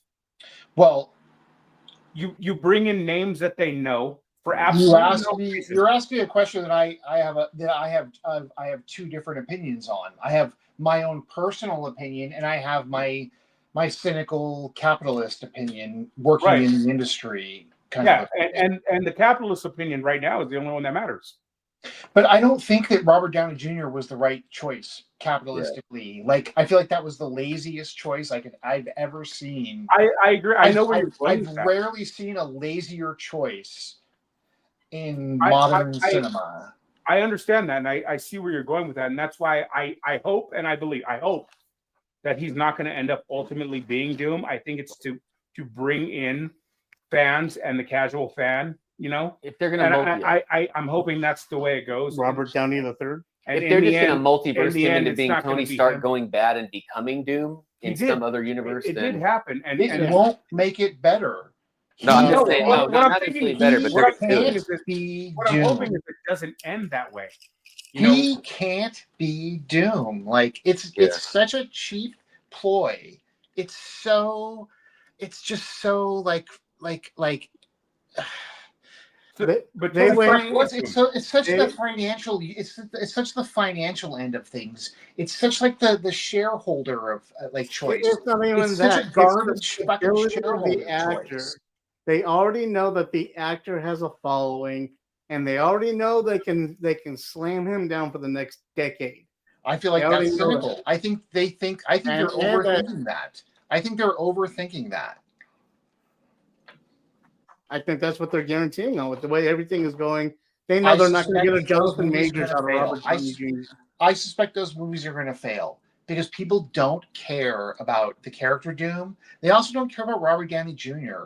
Like, they cared about him as Iron Man 20 years ago, but now no one cares. I disagree. Robert Downey Jr. is one of the most popular actors out there right now. And I don't with buy the fact that. that when the trailer came out, As a it broke human being, records. yes, he is. I don't They buy that. keep talking about his what they He's popular in terms of the Marvel universe as Iron Man. I'm talking about. Right. I'm talking Talk about about his anything bankability. outside of the Marvel universe as Iron Man that he's done in 20 years to show me that he deserves this. Like, I don't care about Oppenheimer. I'm thinking about pulling in money. minor that's all character, Disney cares AJ. about. Minor character. And won an Oscar. Disney only cares about pulling in money. I'm not gonna argue with that. But here, even if we don't agree or like all the things they're going to be putting I don't out, think it's right. Don't get me wrong. I'm Yeah, not I know. okay with it. But in the end, financially, it's Yeah. going to make them money. It Yeah. was the most cynical choice they could have made. I mean, I'm not saying It's turned me off as a classic fan. I'm right turned as a off classic fan. They don't care now. about I'm us. turned off now. Yeah. They don't care about you. You know, I know. I can tell you this. Like, But here's the thing: young fans don't care about the Fantastic Four. Young fans give no fucks about the Fantastic Four. no, but you know who they do like is who's playing Mr. Fantastic. Daddy Pedro. And with that, we have our last 5 minutes of this live stream. what are we already? We're already. Oh no, I'm not done. It's Not 4 done. hours already? So wanna why keep don't we going a go little bit? ahead and show off some of the art that everybody's gotten before we have to end the show. So Joey, are you done with your piece yet? I mean, ish. That looks awesome. Yeah, that looks great. That is Yeah. amazing. That perspective is sick. Yeah. I like this a lot. It also makes me feel like a leprechaun could totally fight crime. That is- totally that is- fight crime in the city. That is so amazing. Yeah. I want to see this cartoon. I feel like it should have strings coming down and It little really people does. holding it up for the Macy's Day Parade. It needs more. Come on, tell me that doesn't seem like an awesome cartoon. It Like, how could did be we a get hero culture. I gave up me pot of gold for crime like fighting. how did we get here? All right, we're moving on now to Justin's piece. There you go. That is amazing. I want to see that on a tin sign. Justin will have this hanging over his fridge soon. Oh, sure. Bring closer. That's kick ass. Thanks. Yeah, it's kind of. I wanted to do like a cool like tavern sign, like an average. Yeah. Actually, I like that. When you do prints, let me know. Okay. I'm a big Yeah. Guinness guy, obviously. I like that a lot. Once again, we have In fact, the Richard. I have to get used to this delay. Yeah, right. I like how his hand looks like a claw. The claw. I mean, that's It looks like Quato. his hand. Oh, Quato. Yeah. Literally his That's hand. great. All right, Joel, you got to give it up. Trying, brother. I'm just Give it up, Joel. Give it up, Joel. I'm just really trying to get Just in give here. it, I'm just give not it. done. Not done. Got a Give lot of it. coloring to do. I'm mad that Godzilla doesn't have a monocle. First off, That would be awesome. Ah, I'm going to tell you that right now. Dan. Yeah. But a little late. otherwise, That looks awesome. I am not mad at this. That is amazing. You may not like his politics. Or apparently most Oh of my the things. god, that's amazing. That's awesome. That is or racist good. things he says. Oh God.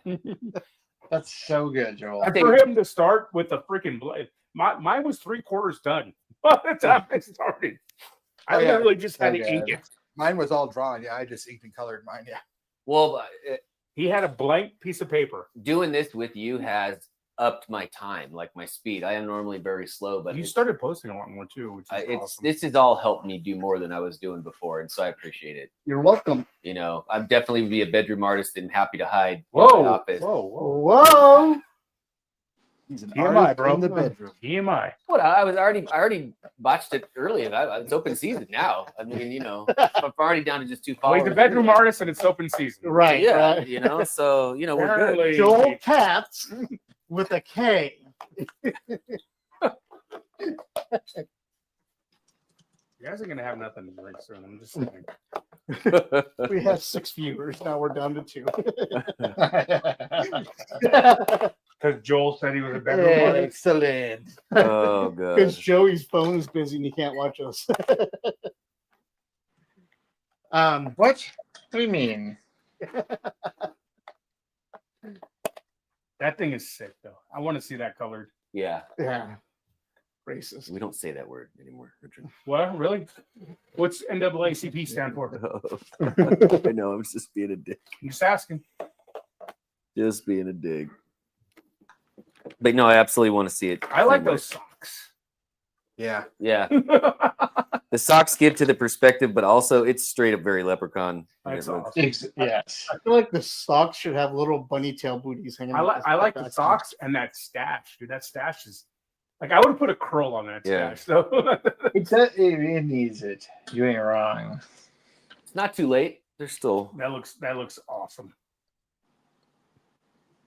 As we near the end of our stream, which is coming up here in 3 minutes, I want to thank everybody for tuning in and use this opportunity to plug all of our stuff. So once again, Our stuff. right. So once again, that's not Joel Katz. Do not go to Fictional Studios. Do not seek him out at all. no. It's going to yield just pain. Yeah, because honestly, if you look him up, he's only what do you got? Like one social media? I have Instagram, and that's it, man. I'm not. Joel's on Instagram under. Oh, you under can find him on Fictional- OnlyFans under. Only Fictional Studios. Thank you. At least Richard wanted to plug it. I Like know. nobody else. Hey, man. Well, 'cause He's working. He's been working. I mean, Richard's tired of being your only fan. I'm tired of being the only subscriber. But this is where people are saying OnlyFans is only for the fans. They don't care. They don't. It's weird because he's got a bunch of fans. Like it's just Yeah, like surrounding him all the time. Yeah. That's why he has no smoke. that's all he does. Joel Katz at Fictional Studios on Instagram. Check him out. He's got a bunch of great artwork. He does a lot of work with us. He does a lot of work with Richard. You guys are When he having, bothers to show up for the podcast, he's supposed to. you guys are working on a podcast together soon. That's Are coming we? out soon. Are we working Yes. on the podcast?